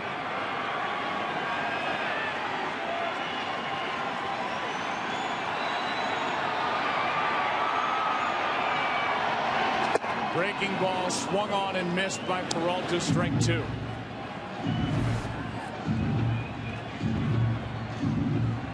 Kane got away with the breaking ball. Up. I think if you're going to run with Dirks, you try to pick a breaking ball in the dirt. A similar pitch that he threw to strike out Cabrera. He's up on the count here, 0-2. That is hit foul. And another hanging breaking ball from Matt Cain. He got away with one. That second one, dangerous. You can see that elbow drop just getting under the pitch. Yeah, right. When you get under it, the ball stays up.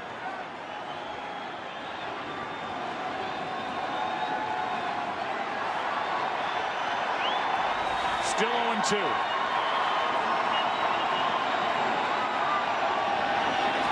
There it goes to left.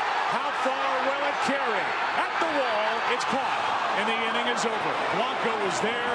Peralta came close. And Kane survives the 6th. But not before Delmon Young rode one out to right. And on this pitch, the Tigers have tied it. 3-3 into the 7th. Back after this from your local Fox station.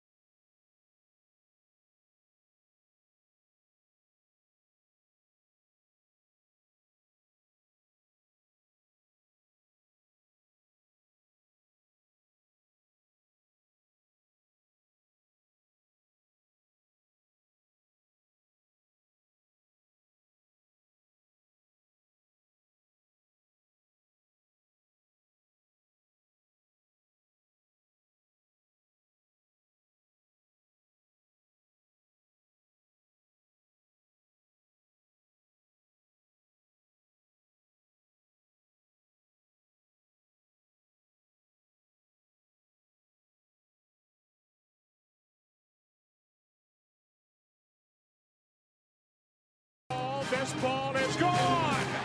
It just kept carrying. It's all about clutch hitting.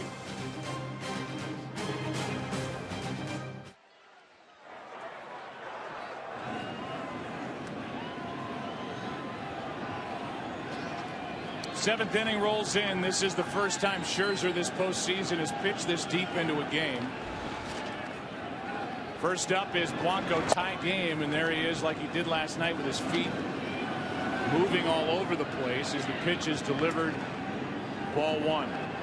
And there is Matthew Stafford, the winning quarterback today for the Detroit Lions, and for those of you who have him on your fantasy team, 3 touchdowns. Foul back, 1 ball, 1 strike. I've never asked you, Tim, but I know one thing: you do not have a fantasy football team. No, I do not. I live in real time, not fantasy, pal. Oh, boy, I know that. 1 ball, 1 strike.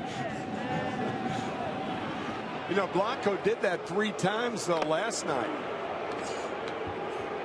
Moved his feet, tried to slap the ball past Cabrera, who was in. He did bound it high, but Cabrera was able to make the play and throw him out.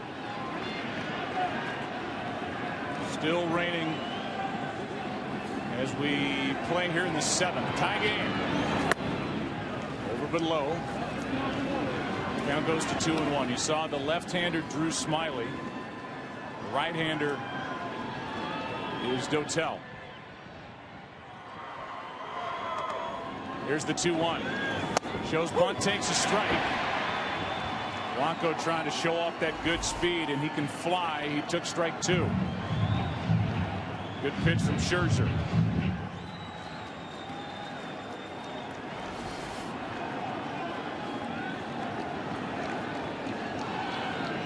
Seventh inning, Blanco leading it off. That's into right field, a base hit.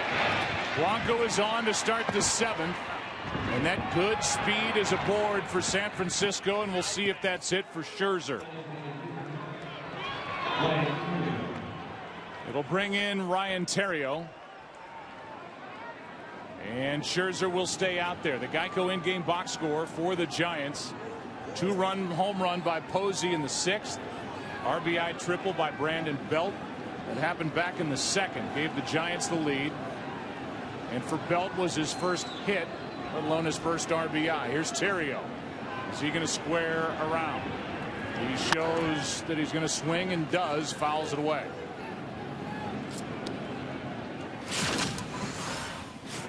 Here's Posey, and that shot in the top of the 6th. A changeup that he got under and hit 363 feet down the left field line. Joe, I think it's a good strategy not bunting here, because if you bunt, you waste the speed of Blanco at first. Scherzer just keeping him honest over there. Delman Young tied the game in the bottom of the 6th as he rode one out to right. So we're 3-3 in the 7th. Leadoff hit by Blanco. His first hit of the night. Go ahead run is at first.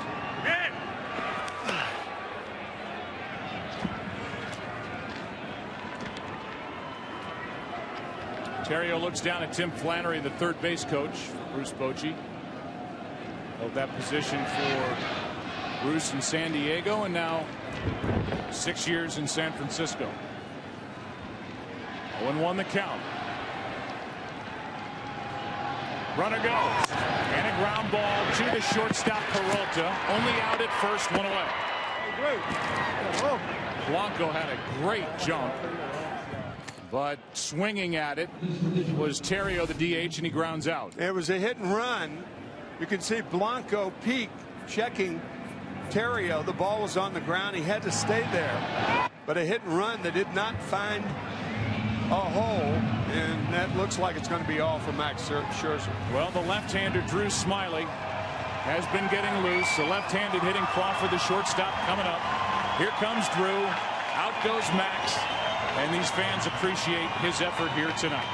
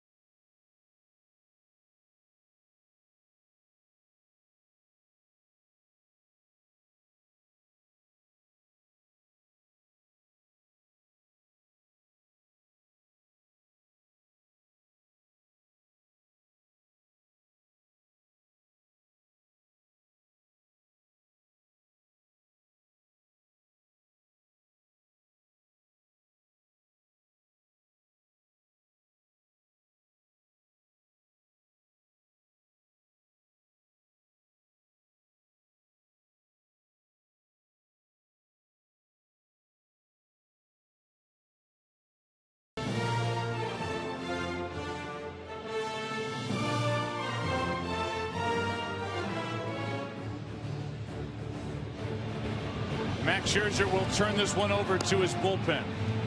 And the guy who gets the call first out of the pen for Jim Leyland is Drew Smyly, the rookie left-hander, while the Tigers make that switch. Jenny O invites you to switch to Turkey. And here is Drew Smyly, who has been a starter this year for the Tigers, and now he is asked to make the biggest pitches of his rookie season, trying to keep this a tie game and get Brandon Crawford with a go-ahead run at second, 1 out in the 7th. Giants lead 3-0. Game 4 is tied. And Smyly brings it home to Crawford. Good rip. Strike 1. While Smyly was coming in the game, Gregor Blanco went over to first base coach Roberto Kelly and talked to him. The only reason he was talking to him was, what about Smyly? Does he have any trick moves to second base? There's 1 out in a tie game in the 7th. Stealing third, an ideal situation, and Peralta knows that. Crawford tried to check, could not. That's strike 2. You've got the switch hitting Pagan on deck. Dotel is ready in the bullpen if they want to go that way. But how about Smyly, who got the win in game 1 of the ALCS with 2 scoreless innings at Yankee Stadium after that dramatic Raul Ibanez 9th inning, 2 out, game tying home run off Valverde. Peralta trying to keep Blanco close. The 0-2. Just outside, ball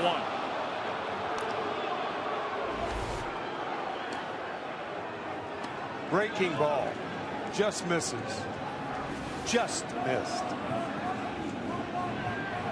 Smyly came up in April, pitching on the 28th of October, bringing home a 1-2. Crawford fouls it left side, and you can hear the effect on the microphones down on the field of that wind whipping around here in the 7th inning of game 4. We'll have more of it tomorrow night if this series goes that far. It helped a ball hit by Cabrera, may have helped a ball hit by Young. 2 home runs to right for the 3 runs for the Tigers here in game 4. Here's a 1-2. The runner at second, 1 out. Crawford flies it to center for Jackson. 2 out. And Blanco at second with Pagan coming up. And Jim Leyland is going to go to the right-hander. Octavio Dotel, who is with his 13th organization, is going to pop out from behind that outfield wall. And it'll be his job to try and get Pagan and keep this game tied. Smyly did his job. The rookie, good against Crawford. 2 out, top of the 7th.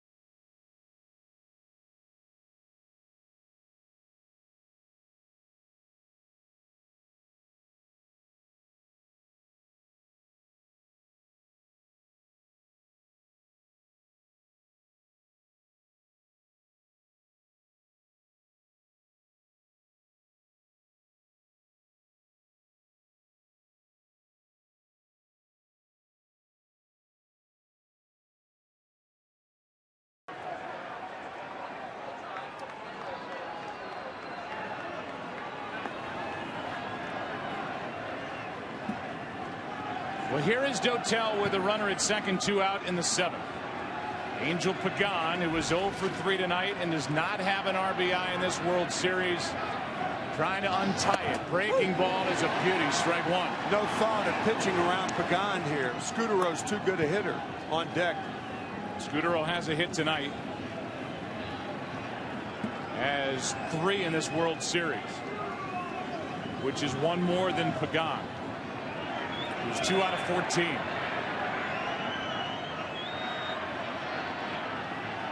Dotel in relief of Smiley.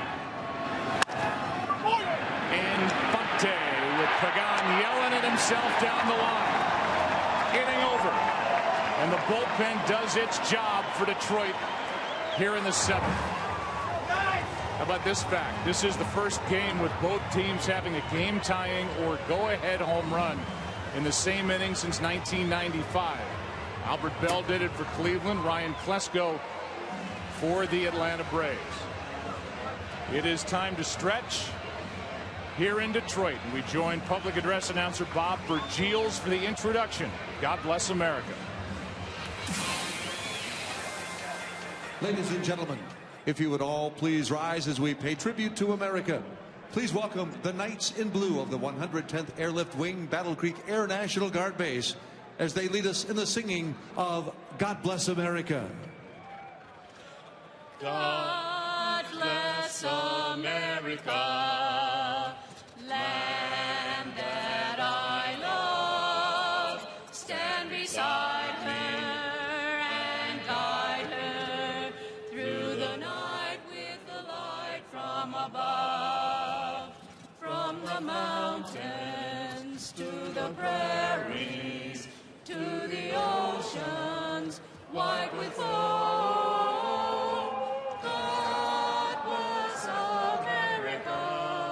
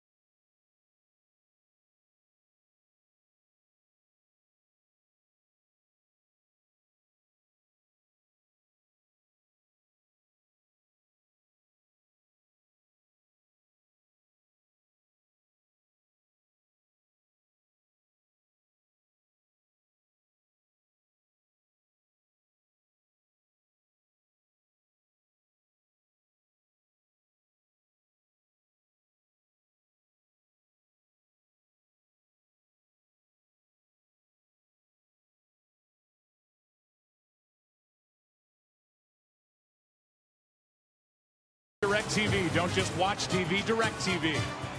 By Budweiser, great times are waiting. Grab some buds.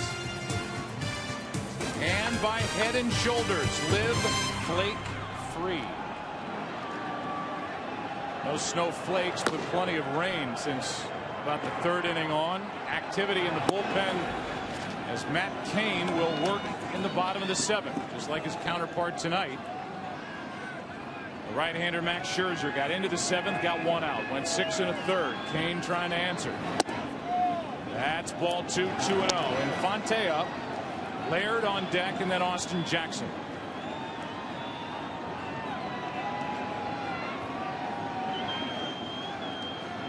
Here's a 2-0 from Matt Cain. In at the knees, 2-1. This eventually will become a battle of the bullpens. We've already seen two members of the pen for the Tigers come in, Smiley and Dotel. And they did a nice job in the top of this inning. Infante flies to center for Pagan. 1 out. Tim, we started this game talking about the Giants defense, and it's been yet another big night. Whether it was the play by Sandoval with Cain getting out of his way. After the home run, the ball rocketed by fielder. Crawford made that play, and then this. A ball deflected by Matt Cain. Those Stick Sporting Goods untouchable moments when mind, body, and equipment come together. You are untouchable. Every season starts at Dick's Sporting Goods. Ball 1 inside the Laird. All 4 games, the Giant defense has answered the call. At least twice in a game. Laird 0 for 2. Lined out trying to bunt his last time. Take strike 1. He has done a good job behind the plate, Laird, with the work of Scherzer, then Smiley, then Dotel. 1 out. Here comes a 1-1. The one thing about Gerald Laird as a catcher, if he gets on base, you don't have to pinch run for him. He's a fast runner. And they're in a position where they really can't do much, even if they wanted to, because of the injury to Avila. Right. Popped up. Not going to get on base here as Belt waits for out number 2. Tim, if we get into a battle of the bullpens, it brings up a major hole in the bullpen for the Tigers, and that's their closer, who was perfect last year, Jose Valverde, who in a tight game just is not going to get the ball from Jim Leyland. Yeah, Rick Porcello would in all probability be a pitcher for length if it goes into extra innings, but the Tigers at a severe disadvantage. The bat is lost by Jackson, and it looks like everybody's okay. Jackson is willing to let that bat go here and let that bat go forever as he's getting a new one out of the dugout. Thankfully that didn't get anybody on its way into the seats. On the other side for San Francisco, a big weapon. Tim Lincecum worked last night, went 2 1/3. And when talking to Bruce Bochy, he said maybe he's available for an inning tonight. Maybe. But you're not going to get length out of him, and so that's a piece of it that may not be there for Bochy. Pitch number 101. In for a strike. It's 0-2. Joaquin Benoit getting loose. From a Giants standpoint, that's why it's important for Cain to finish the 7th inning.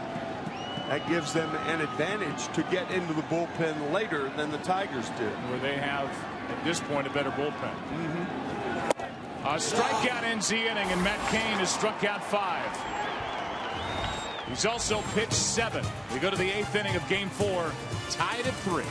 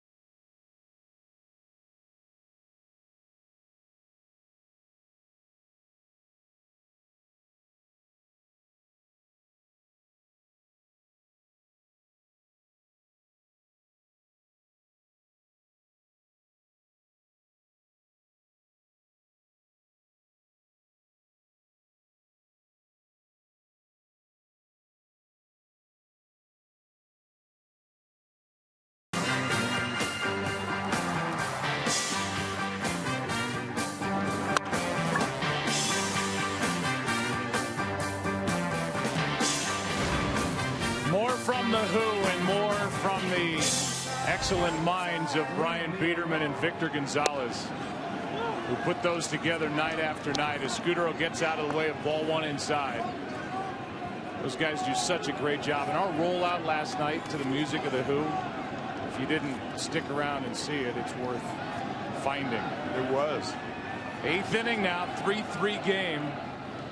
First pitch of ball, and now another inside. It's 2-0. Further compelling game.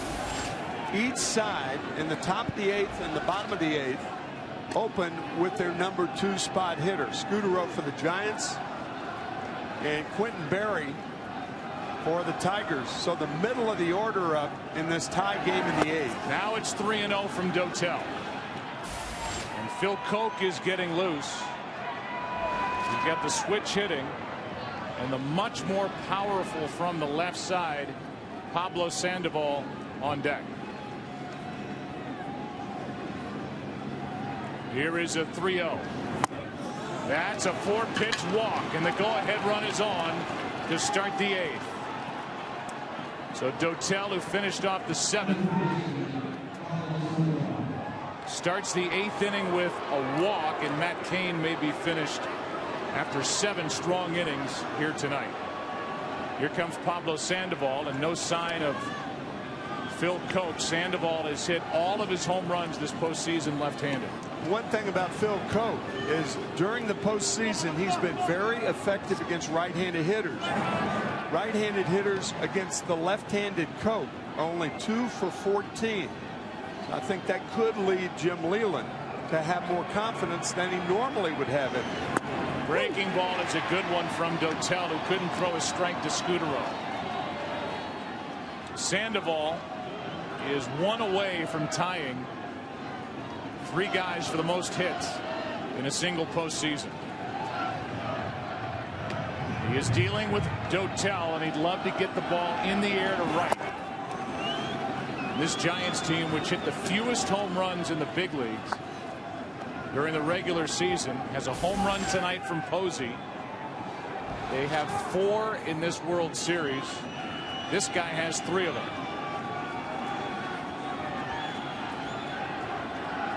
Here is a 1-1. Fouled back, strike 2.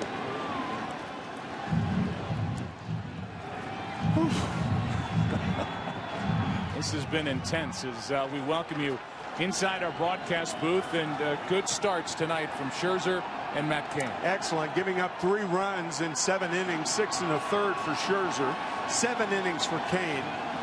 And now we're in a very interesting part of the game, the 8th inning of a tie game. Let's get back down there. Yeah. 1 ball, 2 strikes, 1 on, nobody out. Sandoval golfs it foul. Went down and in. Did Dotel, and the count is still 1-2. One other guy who's in our truck and does such a great job weekend after weekend, and certainly during this postseason, is Aaron Stoikov, who works so hard in our tape room, putting pieces together. And there's been a lot to work with up to this World Series, where the Giants have taken care of the first 3 games of this World Series. Tigers trying to force a game 5. That is a fair ball, and they've got Scutaro hung up in a rundown. Dotel is involved, and that tag completes the double play. Roberto Kelly, the first base coach, kept trying to get Sandoval to touch the bag. He wasn't sure that Fielder touched it, but he did, so he's out immediately. Now Scutaro is in a rundown, running him back, and Dotel makes the tag. It's rare that a pitcher gets a put out, but he did then for the double play. On the double play, 3-6-1. And you can see Peralta, it's always the objective to run the runner back to the bag from where he started. And Peralta was saying, give it to me now, and he ran the runner Scutaro back to first, and Dotel was there for the tag. So now 2 out, nobody on. The batter is Posey, who hit a 2-run home run in the 6th for a short-lived 3-2 lead. Affelt, the left-hander, is alone in the bullpen with Berry, Cabrera, and Fielder coming up. So 2 lefties coming up in the bottom of the inning, and Affeldt will be on the mound, it appears. Here's Posey. He's already got 1 home run. Now he takes a ball. That was a good play by Fielder to snag that ball before it went foul. That was very, very close. And the Tigers got a break. Here is a 1-0 pitch from Dotel. Strike 1. And Dotel can still bring it. Quentin Berry could not be any deeper. He's beyond the area where left fielders have worn out the grass, which is about 10 feet in front of him. He should be deep, too. Playing a no doubles defense by the outfielders of the Tigers. And here in the rain, the wind is still howling out to right. The 1-1. Fouled away, and for any right-handed batter, as we saw Cabrera do in the 3rd, Delman Young do in the 6th, just serving it out to right. You can get one over the boards. Got into it with a count 1-2.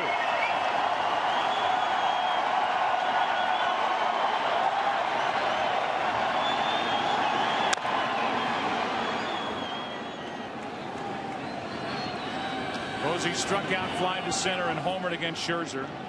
We won't get a decision tonight. Went 6 1/3. Good solid start. 3 runs, 7 hits, struck out 8.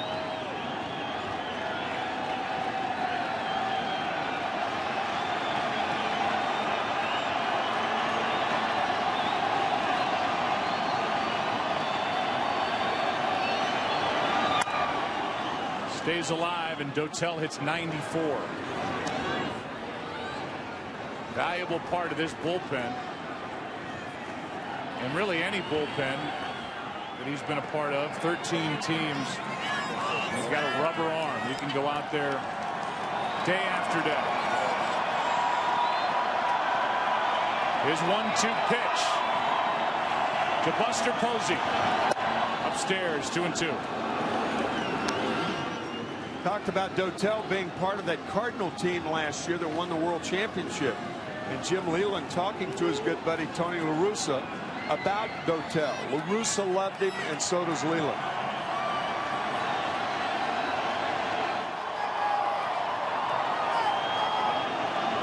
The 2-2. Got it, and the inning is over.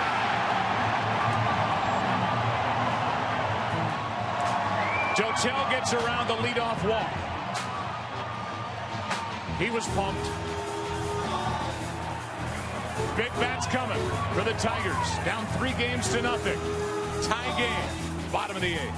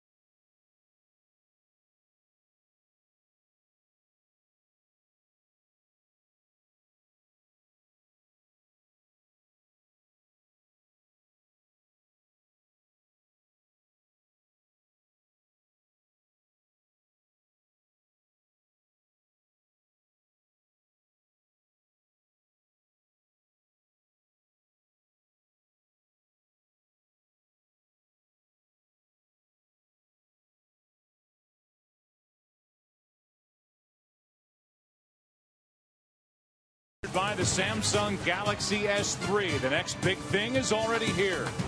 By the Nikon One, a different kind of Nikon. And by Dick's Sporting Goods, every season starts at Dick's. So now the managerial wheels start to spin. And Jeremy Affeldt takes over the left-hander.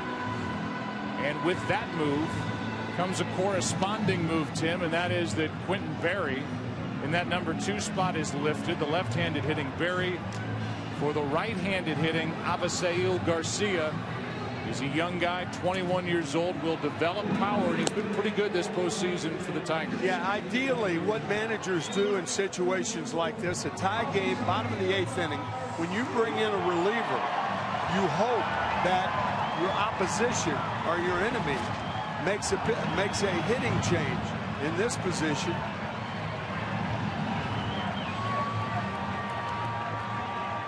Quentin Berry out of there. And obviously a team has only so many hitters on their bench. So a fresh pinch hitter. We were talking about it. I mean, Bruce Bochy did have the option of Santiago Casilla facing Berry, but chose this one. And so then the matchup would be Berry against Casilla. Instead, it's a left-hander Affeldt against Garcia. And the rookie who came up the very end of August, the minor league player of the year for the Tigers, just 21 years old, is at the plate. The 1-0. 1 ball, 1 strike from Affeldt, the left-hander who throws hard, and he is the first out of the pen for the Giants. 7 strong innings by Matt Cain. 3 runs, 5 hits, struck out 5, walked 2, and allowed 2 home runs with that wind blowing out to right. Jeremy Affeldt about as effective against right-handed hitters as he is left-handers. A late swing and a miss, strike 2. Meanwhile, the guy on deck, Miguel Cabrera, hit 40 of his regular season home runs, the 44 total against right-handed pitching. He does have 1 off the lefty, Sabathia, this postseason. Here comes a 1-2. 2-2. This is a weapon for Bruce Bochy, that good bullpen. Affeldt, one of 3 left-handers Bochy has to use to go along with 5 right-handers.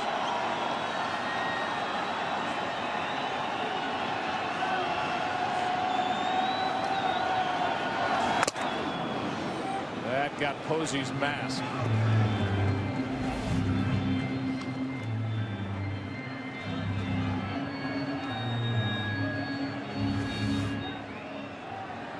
Posey came out of that foul tip smiling. You know, I do think that hockey style mask takes a foul tip much better than the old-fashioned mask. Becoming more and more popular with catchers. 2-2 the count, and the rookie Garcia steps out.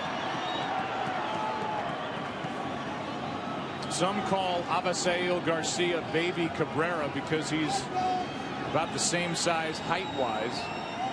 He's not as thick as Cabrera. But Baby Cabrera is on deck. The real deal, rather, Baby Cabrera is at the plate. The real deal. And the Triple Crown winner waits on deck. Here comes a 2-2 pitch. Garcia. Down and in. Barely missed a full count.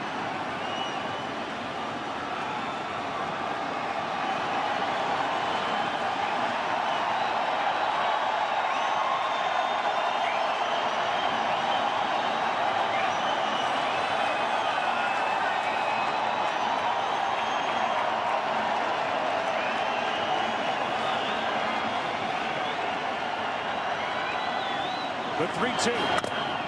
Garcia gets a piece.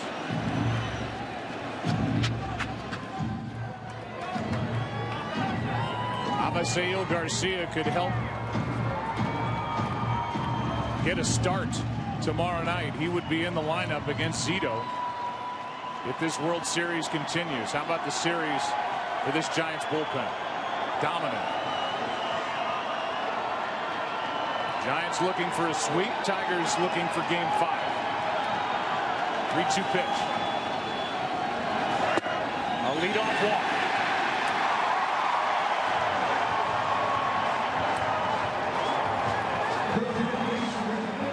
And it brings in the guy we've described, and many have as well, as the most feared hitter in the game. The first Triple Crown winner since 1967. He has homered tonight, walked, and struck out. With Garcia walking, what an at-bat that was for Garcia. With him on first base, there's no way to even think about putting Cabrera on. If they got Garcia out, you may do that to pitch to Fielder. Maybe. Cabrera takes a strike. We've seen Miguel go up there ready to swing and swinging on that first pitch. He took strike 1.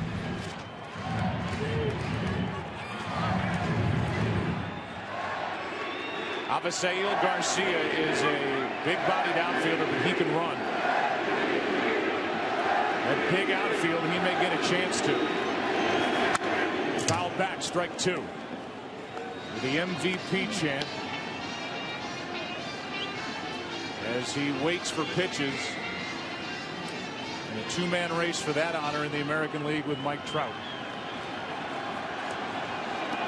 A young, brilliant outfielder for the Angels.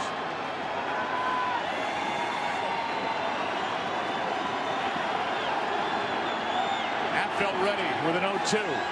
Cabrera strikes out, and a big strikeout for Jeremy Affeldt. A 3-pitch strikeout gets Cabrera. Look at the breaking ball in there for a strike. Second pitch is fouled back. Got him. It looked like a tight slider or a splitter.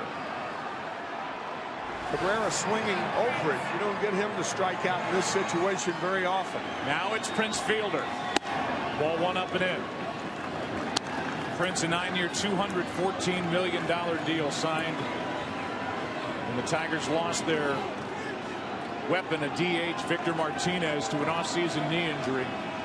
That contract will always be a part of the description of Fielder, looking for his biggest swing. Takes a strike. Prince 0 for 3 tonight and just 1 out of 13 without an RBI in this World Series. In his career, however, he has taken Affeldt deep twice. Affeldt's a better pitcher now than he has been, however. Good curveball. Strike 2. In the past, Affeldt was not getting the breaking ball over as well as he has been this year. That's the difference between Affeldt now and what he was 2 years ago. So he struck out Cabrera as Fielder set up at 1 and 2. And he strikes out.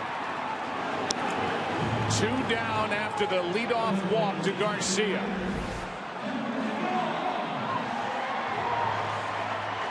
A walk and 2 strikeouts. And we'll see if Affeldt gets to face Delman Young or if a pitching change is made. I think the fact that he got Cabrera out means that he faces Delman Young. How about the way he pitched Cabrera, Fielder? Yeah. And after a visit, Posey back behind the plate. Last time up, Delman Young top. That home run to right, his second hit of the game. His 3rd home run of this postseason. And he will face Affeldt. 1 on, 2 out. Ball 1 low. Unless Young goes deep, the outfield as deep as it is, the game could still be tied no matter what with a left-handed hitting Dirks on deck. 2 out in the inning, the 1-0. Fouled away, a ball and a strike. Yeah, that's why you play that no doubles defense. You play deeper than you normally would, keeping everything in front of you and making that runner at first base, or making the Tigers get 2 hits to beat you or to go ahead of you. In the 9th for San Francisco, Pence, Belt, and Blanco will be the hitters. Here's a 1-1. That missed. Ball 2.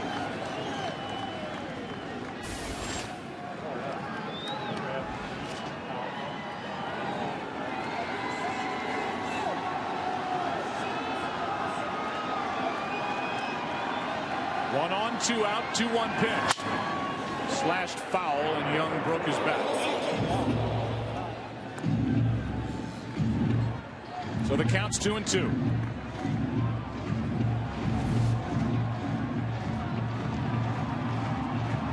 Right off the end of it. More firewood. Fire sounds good as the temperature has really dropped here in the last 2 innings. If you're just joining us, it is 11 o'clock in the East. Miguel Cabrera with a 2-run shot, his first extra base hit, his only extra base hit of this World Series. Put the Tigers up by 1. Posey then returned the favor with a 2-run shot to put the Giants up by 1 in the 6th, and Delmon Young, the man at the plate, tied it in the bottom of that 6th inning. 3-3 game with the Giants leading 3-0 and a check on Garcia.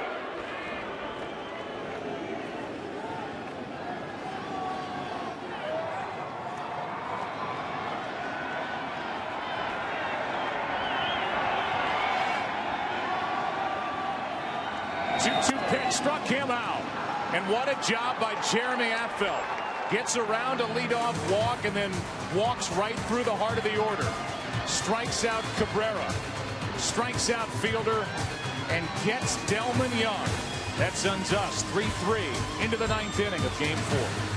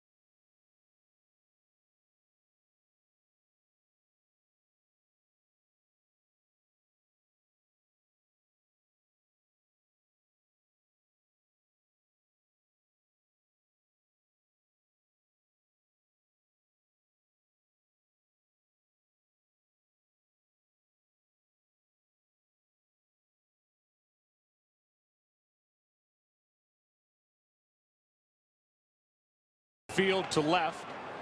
Avisail Garcia, who pinch hit for Barry, goes into the game in right. And sprinting in from the bullpen, as he always does, Phil Coke. He's on the mound trying to keep this tied. Hunter Pence, Brandon Belt, Gregor Blanco. Right-hander, then 2 lefties. In a 3-3 game, top of the ninth. The rain has almost stopped entirely.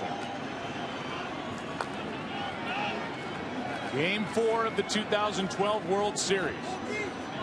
Pence. Strike one. Hunter's had better swings. Over the first 10 games of this postseason, he hit just 154. He doubled and scored his first time up tonight. Started tonight hitting over 300 over his last 5 games. Rally caps are on. The 0-1 pitch. Strike 2. If Pence can get on for the Giants, it would go a long way toward helping the Giants score in this inning with 2 left-handers coming up. But as it was important for Jeremy Affeldt to get Miguel Cabrera out, the left-hander to the right-hander. The same for Koch against Pence. Here comes an 0-2. Phil Koch was part of the Yankees when they won it all in 09. In that December, he was part of that big trade, and he found himself a Tiger. That's what he is, too. This guy's a Tiger. Here's his 1-2 pitch to Pence. On the inside corner, one away.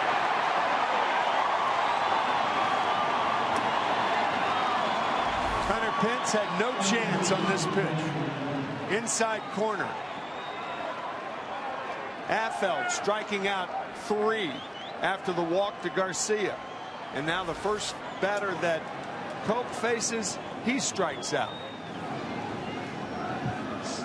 Here's Brandon Belt.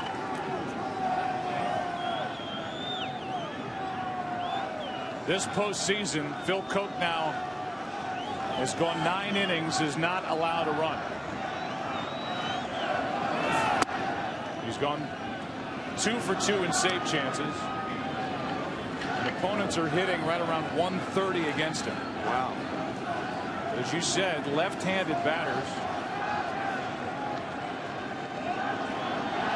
This is the specialty of Koch. You got a strikeout of Hunter Pence, and you can see Laird try and calm Phil down a little bit after that high fastball missed, maybe overthrowing a bit 2-0.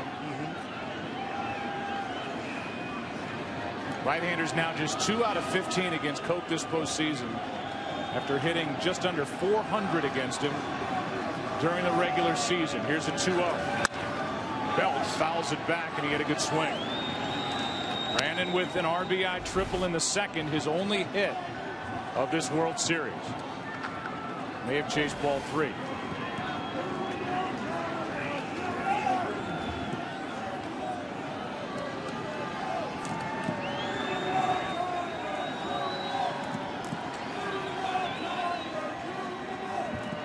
The 2-1.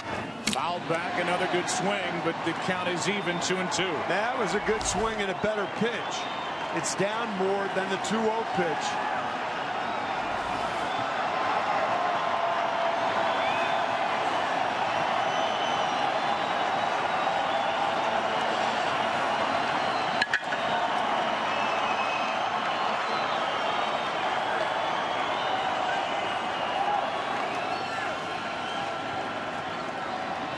The 2-2 in the dirt. Check to swing, full count. After 4 fastballs, the breaking ball, and Belt laid off.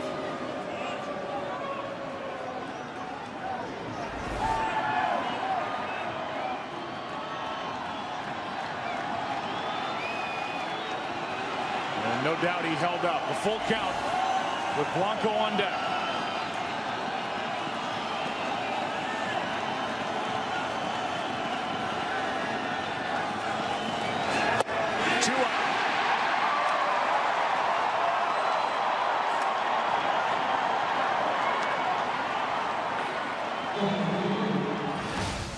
Our night count replay. Jeremy Affeldt in the bottom of the 8th went right through the heart of the order for the Tigers after a leadoff walk. He got Cabrera, Fielder, and Young, and now Phil Koch's trying to match him. And he struck out all 6 batters he's faced in this World Series. Here's Blanco. Strike one. Cope throwing hard, 95.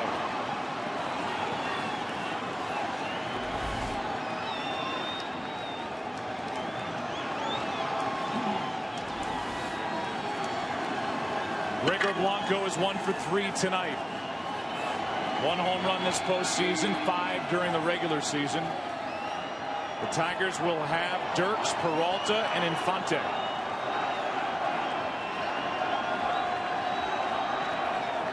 In the bottom of this 9th inning. Here comes an 0-1.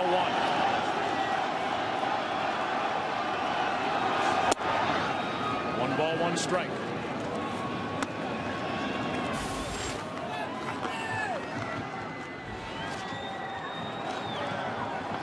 When you throw as hard as Phil Coke does against a left-handed batter, they become more low ball hitters. Blanco can pull the low pitch, not the high one. The 1-1. Strike two. And now Coke can strike out the side to send his team flying off the field into the bottom of this 9th inning, trying to avoid a sweep. If you're wondering how many home runs Blanco has hit against left-handed pitching, 3 this year.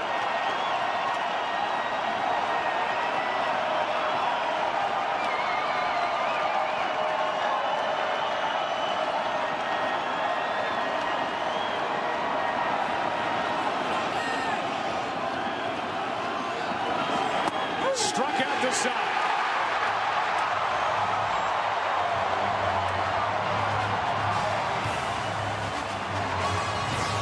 It takes a run to force game 5. Dirks, Peralta, Infante coming up. Bottom of the 9th. Tied 3-3.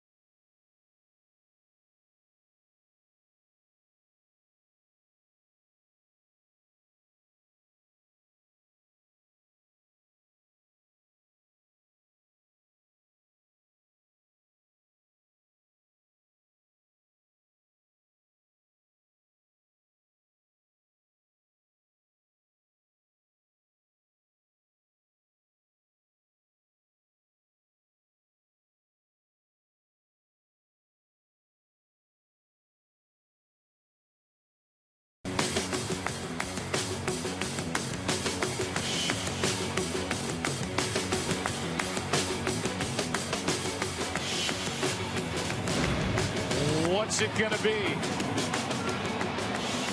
In the bottom of the 9th inning, a live shot of San Francisco Civic Center, where 10,000 people who love their Giants are watching, wondering if they'll be celebrating in the Bay Area a second championship since the team moved out west in '58. They won it in 2010. They lead 3 games to nothing. as we play in the bottom of the 9th inning. Tie game. Andy Dirks first up against Affeldt. Strike one, and he ties up Dirks. This is why Jim Leyland loves Dirks hitting against left-handed pitching, because he's short to the ball. He often hits the ball to left field against left-handers. He had 274 against them in the regular season. Casilla still up in the bullpen. 2 strikes with Peralta, the right-handed hitter, on deck. So we're battling the bullpens. That's what we have gotten to here in game 4. Affeldt struck out the side in the 8th. Bill Cope struck out the side in the 9th. The 0-2. Breaking ball stays up, ball 1.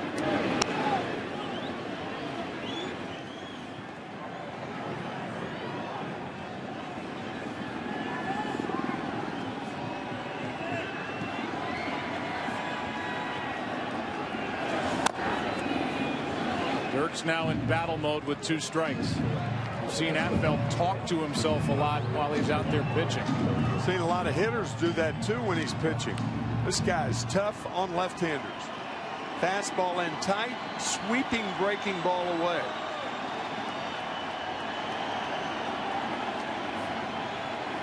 The 1-2. Scooped up by Posey. 2-2.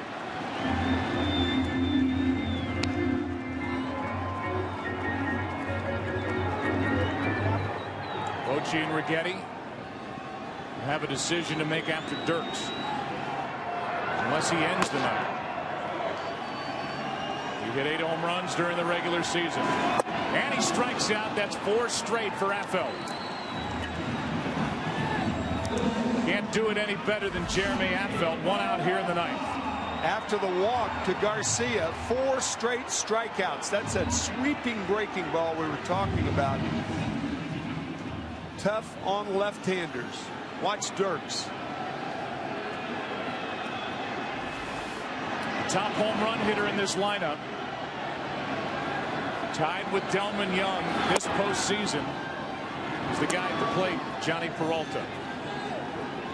2 in the ALCS, and he went deep in game 1. Here's a 1-0. Outside, 2-0. Only 1 hit for Peralta in this World Series. He's 1 for 14. That was that home run that Joe was talking about. He hit that off George Contos, the right-hander. And then Affeldt finished the game. An 8-3 win for the Giants. 2-0. High fly ball into left center. Back is Pagan, still going, and he makes the catch for out number 2. And that's why you play a no double defense. You play the outfielders deeper than they would normally play. And normally Pagan would be trying to guard against a single. Here he's guarding against an extra base hit, and it takes him to the middle of the track to haul it in. Oh, that ball was pounded. Maybe that's why Bruce Bochy's out there right now. He's seen enough. With Infante coming up, that's going to be it for Affeldt, who did a great job. Went an inning and 2/3, struck out 4, leaves with the bases empty. But on this cold night with the wind blowing out to right, that ball died on the track. Casilla coming in, 2 out, bottom of the 9th, tie game.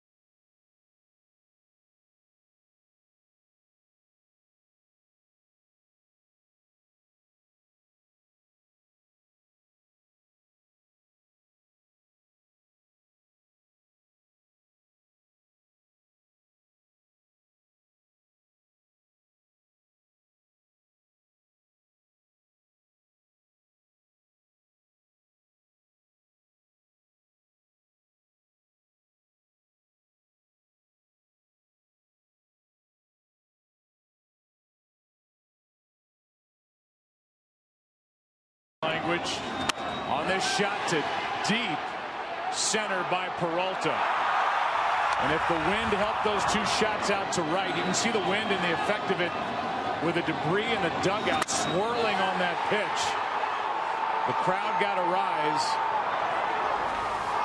The wind may have helped knock that ball down. It was pounded by Peralta. Casilla, strike one. And here's another good piece of the Giants bullpen. Santiago Casilla, third pitcher of the night, relieves Affeldt and has the bases empty, 2 out.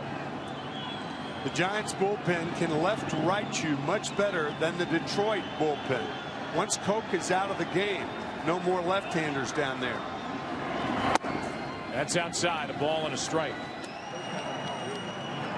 Right now, the bullpen for Jim Leyland has Porcello, Valverde, Al Albuquerque, and Joaquin Benoit. Looks like Koch would go back out for the 10th if we go there. Infante takes outside, 2-1.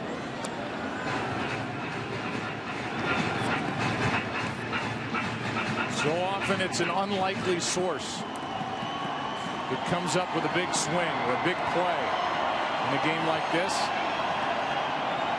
Infante 1 out of 3 tonight.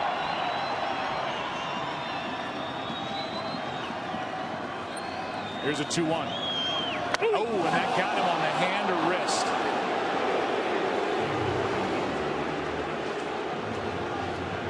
Santiago Casilla throws a very heavy ball, and it looked like it hit Infante on the left hand. This fastball riding up and in. Oh boy. Oh man, we've heard of that hammock bone so many times. Let's listen.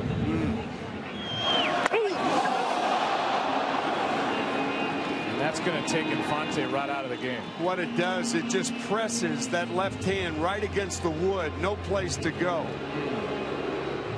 That could be a big blow for the Tigers. Boy.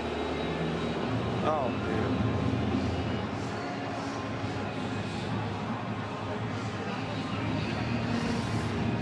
So the Tigers are going to need to find somebody to run. They've got Ramon Santiago, who will be called on to likely go out and take over defensively as well. Danny Worth is down there, and it's going to be Worth. Yeah, Santiago is not a fast runner. Jim Leyland has said that if Santiago can run, he'd be a regular second baseman. He's that good. Defensively, we will likely see Santiago. But out of the game is Infante, and that didn't look good. Yeah, Jim Leyland's hoping he doesn't have to worry about defense in the top of the 10th. Laird will be the hitter. He's 0 for 3 and 1 out of 19 this postseason. Hitless in this World Series. Pablo Sandoval still on the line at third base to protect against the extra base hit.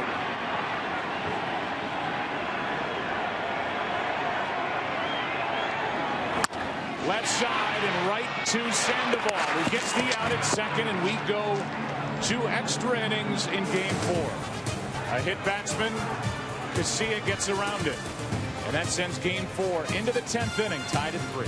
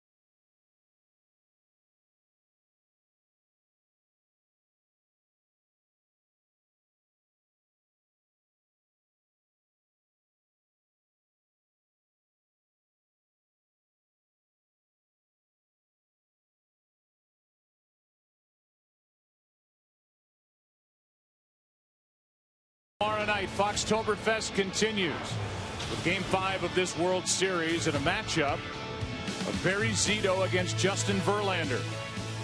Game 1 was a matchup of those two, and it was won by the San Francisco Giants 8-3. And it would be Verlander's job to try and get this series back to San Francisco as Danny Wirth takes over defensively. Infante has played second base.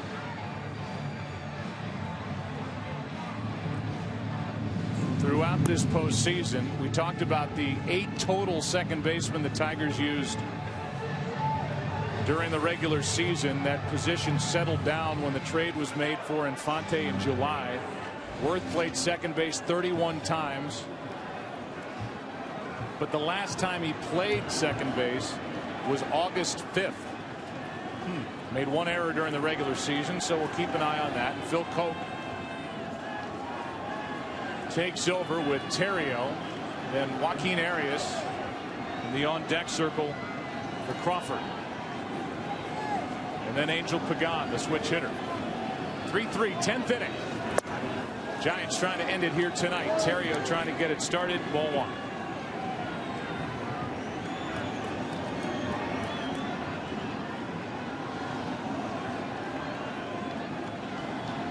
Phil Koch struck out the side in the 9th.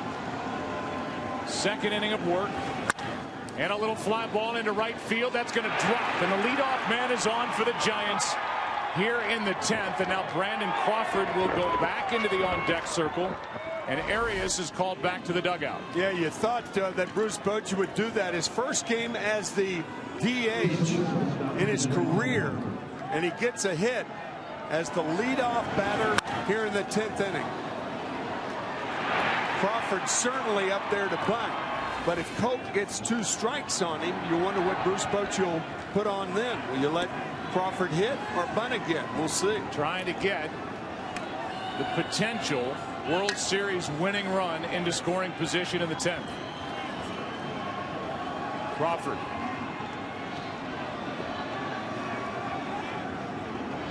Watches Koch step off. Brandon Crawford up there to bunt. Yeah, there's no mystery in what he's going to do here.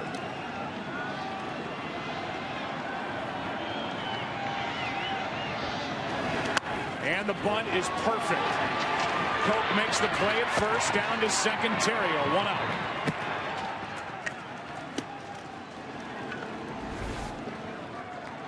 Bunts it toward the first base line. That is an excellent bunt, particularly since most left-handed pitchers fall to the third base side of the pitcher's mound. This is a blueprint on how to do it. Brandon Crawford had only 2 sacrifices during the regular season. And here in game 4 in the 10th inning, he drops down a beauty. Down to second is Terrio. And it's Angel Pagan who's been frustrated tonight and in this series. 2 out of 15. 0 for 4 tonight. But the Giants have found a different hero, it seems, every night, and Pagan could be that guy tonight for San Francisco. Benoit getting loose. Scudero on deck.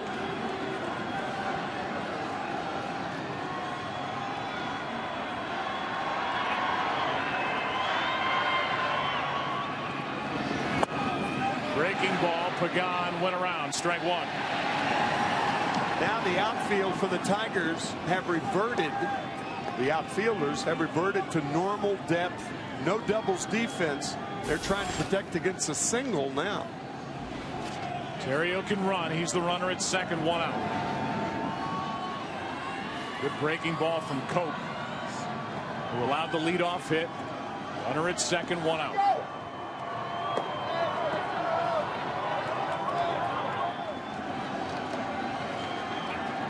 Here's the 0-1. Nicely picked by Laird. I was just thinking Phil Koch had a lot of wild pitches as a reliever. He had 3. And that breaking ball in the dirt, from a catching standpoint, that puts an awful lot of pressure on Laird. Good play on the scoop.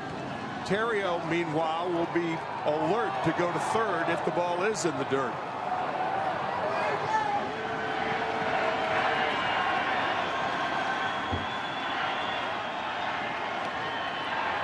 Here's a 1-1. Chopper to third, foul, strike 2.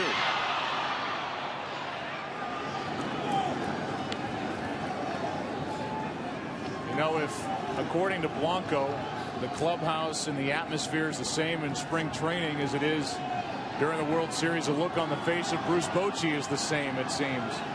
In spring training, in July, in the World Series, whatever. Yeah, it all starts there, doesn't it, Joe? It trickles down, and he is as calm a guy and as good a manager as there is in the game. 1-2 the count, runner at second, 1 out.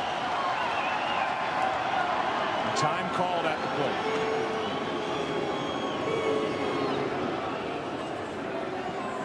Pagan traded to the Giants from the Mets. Free agent to be. He's driven in 6 runs this postseason, none in the World Series.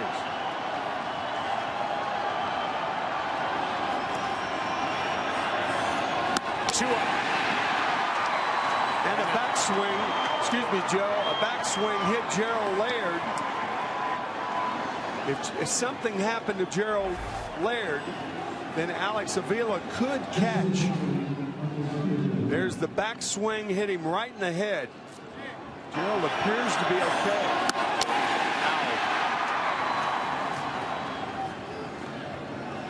Catchers have only used that helmet for about 20 years. It used to be a soft cap that they wore under that mask, and all sorts of damage was done until they started wearing that helmet. So now Scutaro. Marco Scutaro will step to the plate. If you're just joining us, we're in the top of the 10th inning, tied at 3. Giants lead this World Series 3 games to nothing. Good game here in game 4. Cabrera hit a 2-run shot for the lead in the 3rd. Buster Posey a 2-run shot for the lead in the 6th. And it was Delman Young who tied the game in the bottom of the 6th. Both starters very good tonight. Each bullpen very good. And it's up to Scutaro trying to give the Giants the lead here in the 10th. Strike 1. Garcia playing about as shallow as you dare against Scutaro. Sergio Romo getting loose just in case. The NLCS MVP comes up with a hit. 2 RBIs in this World Series. 1 hit tonight for Scutaro.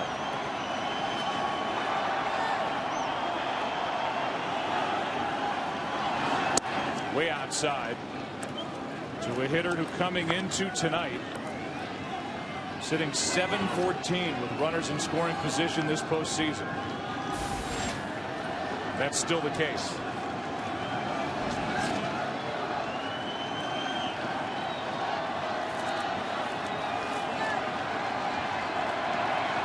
Terrio led off with a hit, bunted to second. Pagan struck out. And now the 1-1. Ball 2. On deck is Sandoval. In the bullpen, Benoit. As the Tigers have to throw it all out there to try and force a game 5 tomorrow night. Sudden death for Detroit tonight.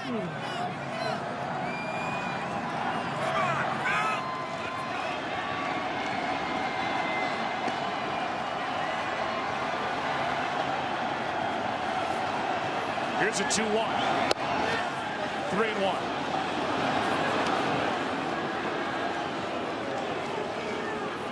The switch hitter Sandoval, as we said last time, has all of his home runs this postseason batting left-handed.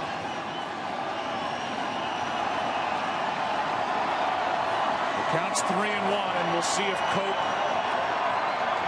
throws a strike here to Scutaro. Good 2-3 combination for the Giants. Here it is. Line drive into center field, and that's a base hit. Here comes Terrio.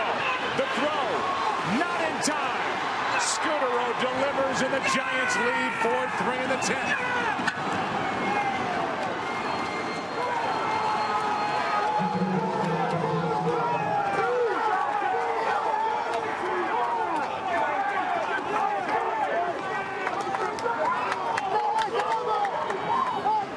2-out RBI hit for a guy who's called the blockbuster for the trade the Giants made when they got Scutaro from the Rockies in July.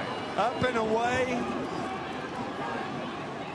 Line drive in front of Austin Jackson, and the throw much too late. In fact, Scutaro on at second base as the Giants take the lead again. And now Phil Koch will work to Sandoval. Romo will get ready in earnest and try and wrap up this World Series in the bottom of the 10th. Sandoval grounds to third, fair ball. And the tag to end the inning. In the bottom of this 10th, the top of the order will bat for the Tigers down to their final 3 outs. The dugout for the Giants love it. You think about what's going on in the Civic Center in San Francisco, they've got to be going crazy. Theriot pumped up after scoring the go-ahead run. Scutaro, the big RBI, back after this with a bottom of the 10th from your local Fox station.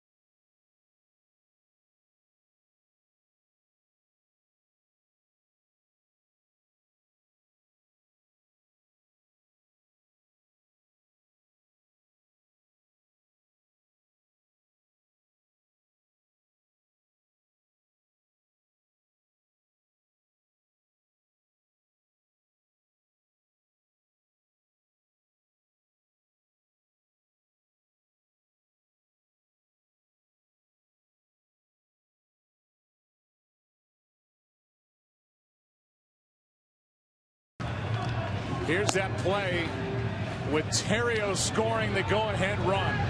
First time ever as a DH in his big league career, and when that happened, the Civic Center in San Francisco went crazy. And so did that dugout for the Giants. They're 3 outs away from their second world championship in the last 3 years. Sergio Romo in the game on the mound trying to save it for Casilla. Joaquin Arias takes over at third base for Sandoval. And for the Tigers, trying to avoid a 4-game sweep, they have the right guys coming up. Jackson, Garcia, and Miguel Cabrera against Romo, who's been so good this postseason. One slider after another to right-handed batters. So if you're a right-handed batter, you look for the slider away. That's your best way of guessing location.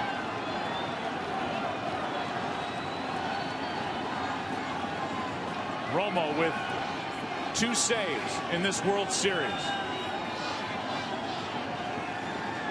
It was Brian Wilson who was on the mound when the Giants won it all in 2010.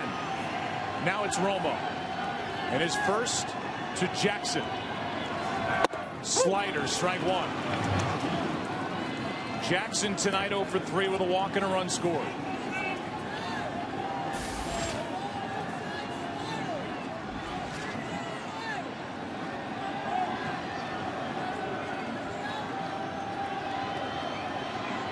The 0-1. Outside, you saw Don Kelly, who is in the on-deck circle. He will bat for Garcia. And then Miguel Cabrera.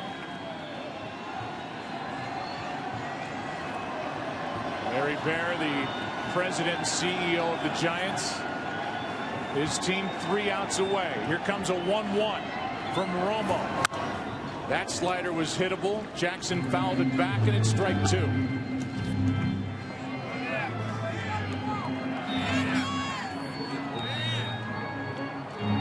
There's no setting up the hitter. Everybody knows the slider's coming, including Austin Jackson.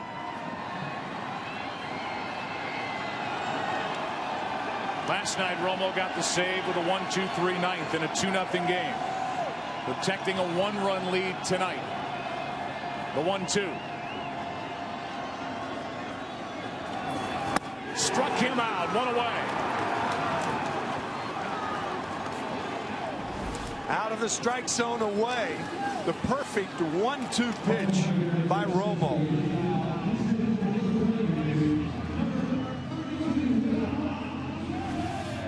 And now Don Kelly will come off the bench and bat for Garcia. Kelly 1 home run during the regular season, hit 186, and this is his first at bat of the postseason. And because Kelly is a left-handed batter, Romo will go away from the slider and throw fastballs. Posey sets up away. Strike 1. So here's a guy who's not had an at-bat the entire postseason, trying to get on in front of Miguel Cabrera, with his team down by 1 in this game and down 3 games to nothing to the Giants. Here comes the 0-1. Over but low, ball 1. The Giants got the big 2-out RBI hit from Scutaro.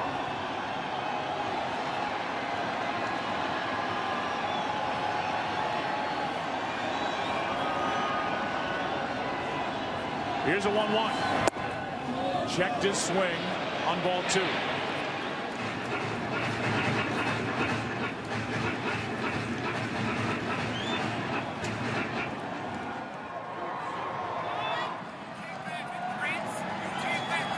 Wind still blowing out to right. The Triple Crown winner will get one more at bat, at least. Here's a 2-1. Strike 2. And Romo came away limping a bit after that last pitch. Yeah, Buster Posey was going to throw the ball back to him, and then he hesitated, and Romo limping around the mound. He finally has the ball, but may have tweaked something. I guess it better be more than a tweak in this situation in the World Series. Looks like his left leg. Here is now a 2-2 pitch. 2 down. The strikeout to get Don Kelly. And now the battle with Miguel Cabrera. 2 out, nobody on. Back-to-back strikeouts. After 4 sliders to get Jackson, 5 sinkers to get Kelly, and look who's up. Miguel Cabrera, the first Triple Crown winner since '67, stands in the way of a celebration on the part of the Giants. Thing about Cabrera is everybody knows he did it earlier. He has great power to right field. He can hit that slider out the other way. First pitch. In for strike 1.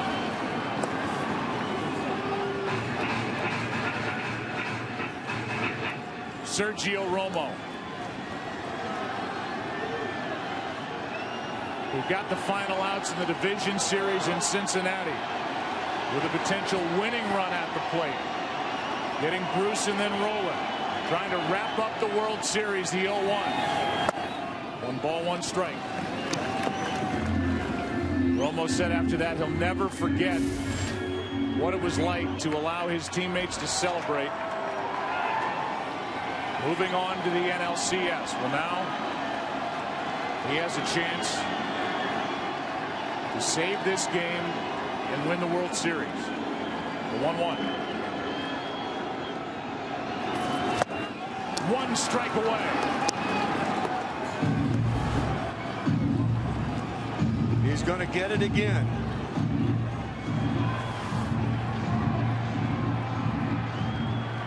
Cabrera and the Tigers down to their final strike.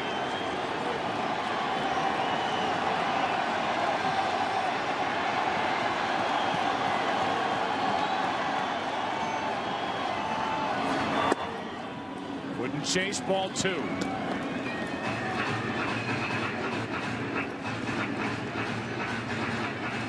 Prince Fielder on deck, but all eyes on Cabrera.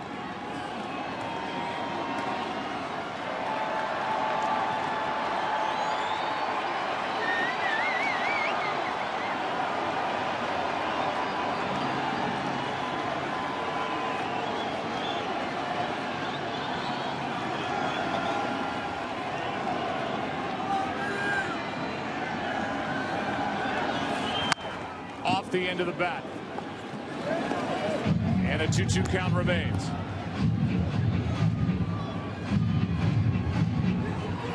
Giants trying to win their 7th World Championship in franchise history, their 2nd since moving to San Francisco, 58.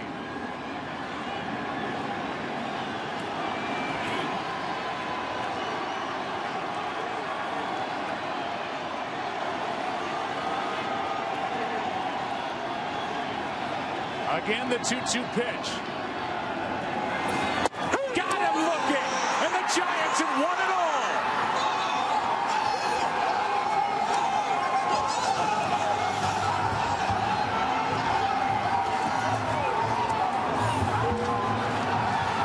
This team that was down 2-0 going on the road to Cincinnati in the division series, they came back and won it. Down 3-1 to the Cardinals. They won game 5 and won game 6 and 7 to get here. And now it took 4 games to win the World Series for the Giants over the Tigers. All sliders to right-handed batters in the 9th inning, except the last pitch to Miguel Cabrera. A fastball that fooled everybody, including the guy with the bat in his hand.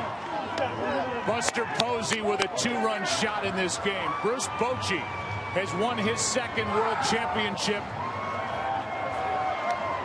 in the last 3 years. And this Giants organization celebrates here in Detroit, Michigan. And night after night, it was somebody different, and Bruce Bochy at the controls. What a postseason. And those fans in San Francisco can celebrate. They were so great at AT&T Park. And this World Series, as the 2010 World Series, ends on the road. And it ends on a called 3rd strike from Sergio Romo to the Triple Crown winner, Miguel Cabrera. You could see Romo shake one time, and he threw the fastball. Romo, who told us during this postseason he finally has the confidence to know he can do it. And that post-game celebration, post-save celebration for Romo. Right there. And he struck out the side in the 10th to allow his teammates to celebrate with him in the middle. It's over for the Tigers and Jim Leyland. They swept the Yankees to get here, but the Giants swept them to win it all. The game-winning hit with 2 out off the bat of Marco Scutaro. As Pagan and the Giants celebrate. What a postseason for a guy who turns 37 in 2 days. Marco Scutaro, who's standing by with Aaron Andrews. What did you just say? You got hit in the head so bad? Yeah. What happened? Somebody just hit me from behind. I think it was Lopez. It was bad. All right, well, listen, you told me when you guys got to the World Series that the feeling was priceless. What is it now that you've won one? Oh, I don't even know what to say right now. I mean, we just won the World Series champ. We are right now, and it starts to explain. It's still priceless. You know, this was a team that had to fight back in the division series, the league series. What does it say that you just swept the Tigers? That's what it makes so much special, the way we did it. You know, we always against the wall, and you know, my team is just came through. First series, second series, and now we swept the Tigers, and that's what I told my team. Please, I don't want to be against the wall again. Let's try to get rid of this quick.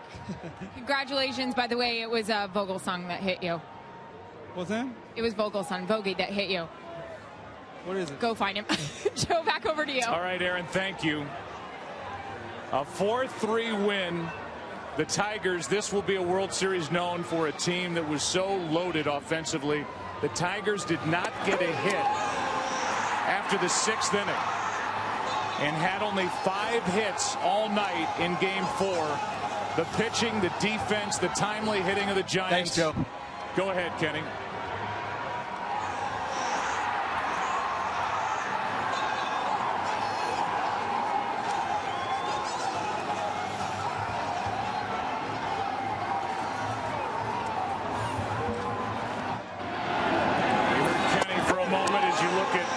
The reactions by the Giants. Brandon Belt will have a ring. Buster Posey will have 2. And now we'll go down to Ken Rosenthal in the middle of all those bodies on the field. Thanks, Joe. Buster, you had such a difficult road to get here, Division Series, League Championship Series. How surprised are you that this is a sweep? Well, we're just happy right now. Tonight was a battle. I think tonight was a fitting way for us to end it because those guys played hard. They didn't stop. And it's an unbelievable feeling. How important was it for you guys to close it out tonight, knowing how good they are, knowing Verlander could pitch tomorrow? I think it's very important. We get Verlander tomorrow. We know how good he is. We have Fister and Sanchez back at home if it went that far. So it was very big. Your pitching dominated this series, going back even to the NLCS. What made them so good down the stretch here? You know what? They executed pitches. They had a game plan going in. Tons of credit to Dave Righetti, our pitching coach. And those guys executed. They deserve all the credit. Buster, congratulations. Joe, back to you. All right, thank you, Kenny. That thoughtful young catcher who will likely be the league MVP this year hit a big 2-run home run tonight. Part of a 4-3 win in 10 innings. It'll be the Giants here on the road in Detroit who will hold that trophy high. And we'll come back with a trophy presentation and our postgame show on the other side of the break. What a postseason for the Giants. What a World Series, 4 and out in 2012. They're world champs. Back after this.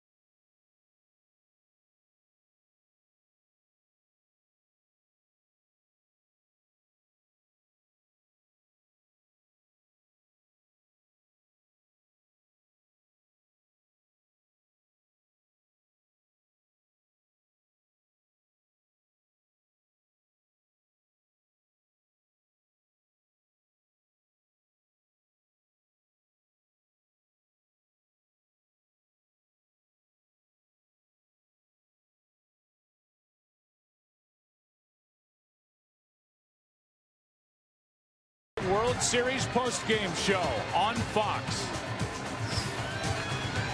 At the end of this thrilling postseason, it's a 4-game sweep in this 108th playing of the World Series. And for the Giants, their 7th World Championship in franchise history and their 2nd since heading west. They won in 2010. They win in 2012. We'll send it out to right center. Matt Vasgersian, Eric Karros, A.J. Pierzynski, Harold Reynolds. Glad you guys were with us. Take it away. Joe, thanks. And it strikes us, as I'm sure it did you, Joe and Tim, the Giants were down 3-1 to the Cardinals in the LCS. Oh, and by the way, the Giants were all but left for dead against the Reds in the division series. They come back to beat the Reds. They not only come back to beat the Cardinals, they don't stop winning. 7 straight postseason wins to claim their 2nd World Series title in the last 3 years. Well, I think we witnessed one of the greatest runs in pro sports. I mean, they got hot and did not cool down. Even as cold as the weather is blowing Eric's hair, could not slow them down. It was amazing the run they got on. Yeah, the run, and it really revolved all around the pitching. And it wasn't just one guy. I mean, usually in the past you see 2 guys get hot and carry a team. This was a whole staff. And really tonight you look at Kane and then Affeldt coming in, Casilla, and then of course Romo. A complete effort by the whole staff. I must say, Sergio Romo must have the best slider in the history of the world, because no one can hit it. I mean, you see Cabrera go up there in the last at bat, slider, slider, slider. Everyone goes up there looking for a slider, can't hit it. He throws the fastball right down the middle to the Triple Crown winner. He locks him up. And Sergio Romo was unbelievable the whole postseason. Yeah, it looked like he was really on, but I thought tonight's game, the 8th inning, when Affeldt came in, he gets up to walk, and then he gets to 3 strikeouts in a row. The next inning, he gets a strikeout as well. He was the dominant player of the game tonight when you look back at it. Well, no doubt. And that's the thing. That epitomized the whole futility of the Detroit Tigers that 8th inning. When you're 3, 4, and 5, boom, boom, boom. Our post-game coverage is just beginning. The presentation of the Commissioner's Trophy is coming up. A happy group of Giants going between the clubhouse and the field. Not quite sure what to do with themselves at this point. But Ken Rosenthal has been able to track down the guy who shut the door tonight for San Francisco, standing by with Sergio Romo. Kenny, take it away. Thanks, Sergio. You get the final out of the World Series. You're awfully emotional right now. What's going through your mind? I feel very blessed, beyond blessed. These guys let me tag along for the ride. Beyond blessed, for sure. Hey, the last inning, obviously you've got Cabrera to end it. You've got a difficult Tigers lineup, a team that played much better tonight. What are you thinking out there on the mound there? Got to get the job done. They've relied on me, and they've had confidence in me all year long to just do what I can do. Just beat me on the mound. These guys let me be myself. They don't ever hold me back. They give me the confidence that I know I need out there, and they know I need the faith that they have in me. Unreal. Couldn't let anybody down, especially anybody wearing orange and black. There were 10,000 people watching at the San Francisco Civic Center outside. Anything you want to say to them? World champs, baby. World champs. We're not alone. You guys deserve us as well. That's what's up. Sergio, congratulations. Thank you. Thank you. Yeah, third base coach Tim Flannery leading the champagne charge. The bearded wonder Brian Wilson has enjoyed this. And we're ready to send it down to the presentation of the Commissioner's Trophy. Aaron Andrews, take it away. Matt, thank you so much. Congratulations to the San Francisco Giants. Joining me right now, the Commissioner of Major League Baseball, Mr. Bud Selig, the President and CEO of the Giants, Larry Baer, Senior VP and General Manager Brian Sabean, and of course the manager of the San Francisco Giants, Bruce Bochy. And here to present the Commissioner's Trophy, Mr. Bud Selig. Thank you, Aaron, and congratulations. 7th World Championship for the Giants, 2nd in 3 years. We're getting used to this now. You had a remarkable postseason. You kept coming back, remarkable World Series. So, Bruce, Brian, Larry, congratulations on behalf of Major League Baseball to you, your marvelous club, and all the great fans of the San Francisco Giants. Congratulations. Commissioner, thanks so much. Larry, we talked about this when we had your last trophy ceremony, and what kind of adversity this team came back from being down. What about the fact that they were able to just sweep the Detroit Tigers? Well, it was incredible, Aaron. I think that there were a lot of life lessons learned by the odyssey of the 2012 Giants. We overcame a lot of adversity, a lot of challenges during the year, and then 6 elimination games. And I think if anything we learned from it, it was never give up. This team had incredible heart, had the brain power of these men and their staffs, and the fans of San Francisco behind them, they're no better fans in the world. So it was very heartwarming 2012. There's actually 10,000 of them right now at the convention center screaming their head off. Brian Sabean, when you talk to all these players on this Giants roster, they say the reason why we have the attitude we do and the way we act the way we do is because Bruce Bochy is able to push the right buttons. What can you say about the job he's done for your team this year? He and the coaching staff have created a culture here to respect the game, be a teammate, and compete.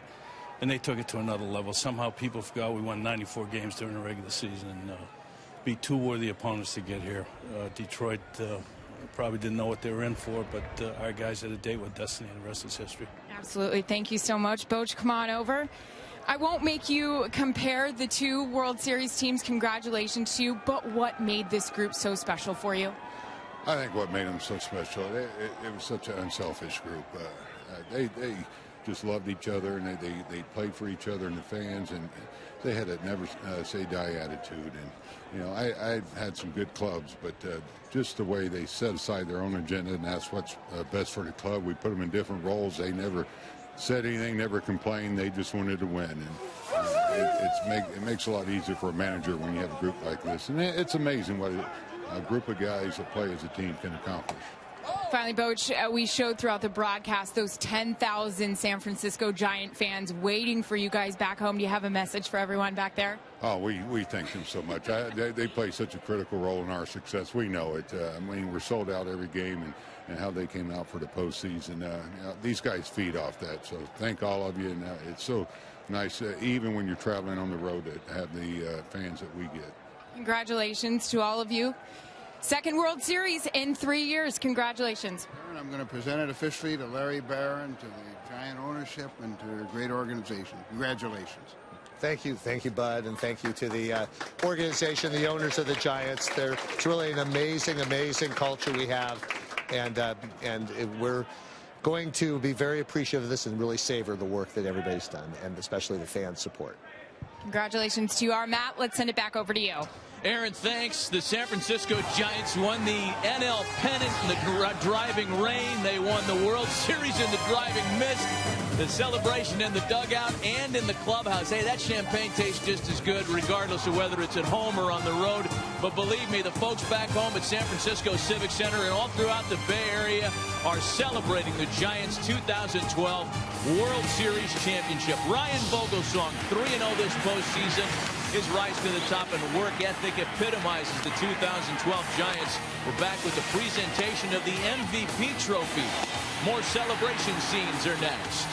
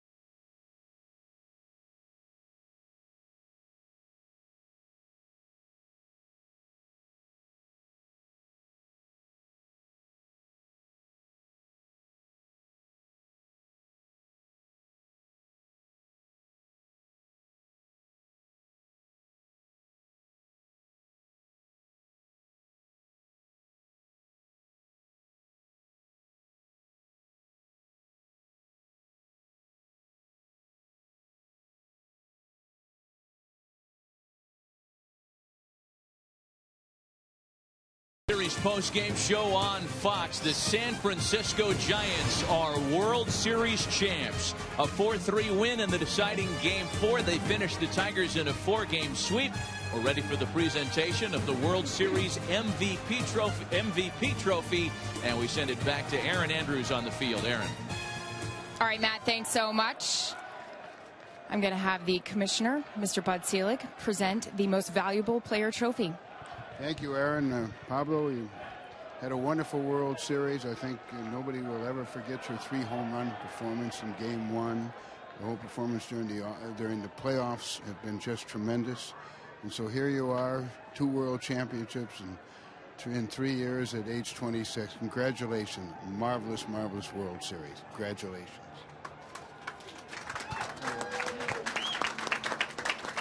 Congratulations, Pablo. Before we do this, I'm going to introduce right now Mr. Mark Royce, the General Motors president. Pablo, I just wanted to say a sincere thank you from Chevrolet, the official vehicle of baseball. As a result of your great efforts, we have the pleasure of offering you the choice of where we'd like to create a field of dreams for young people in a city and place of your choice. Chevrolet will do that for you. And we'd also like to present you with a new 2013 427 Corvette convertible. 505 horsepower, there it is right there. And I also wanted to say thank you from the city of Detroit, Chevrolet and General Motors. Sincere thanks to San Francisco. You guys did a great job with the series, and you turned it around with all your efforts. So thank you very much, and enjoy your car, and we'll have a great field for young kids. Let's get your reaction again when we saw that car there on the monitor. What do you have to say about that one, Panda? You know, the hard work, everything the up and down you have in your career. So you have to work, put the pieces together to be here. You know, it's an incredible moment. You know, you're never gonna forget. And we talked about this actually, as just as you came up. There's the keys. Not bad. Not bad. Not bad. We talked about it. You didn't get to play much of a part in the 2010 World Series championship. You have 3 home runs in Game 1, and now you're here with the MVP trophy. Put it into words for me. You learn from all the things happen in your career. So I just was waiting for my moment again. So be here in 2012. All the work, all the pieces we put together like a team. 162 games to be here. So 6 games back in the wall. So we're working hard to enjoy this moment. You know, you learn and you have to put all the pieces together to work.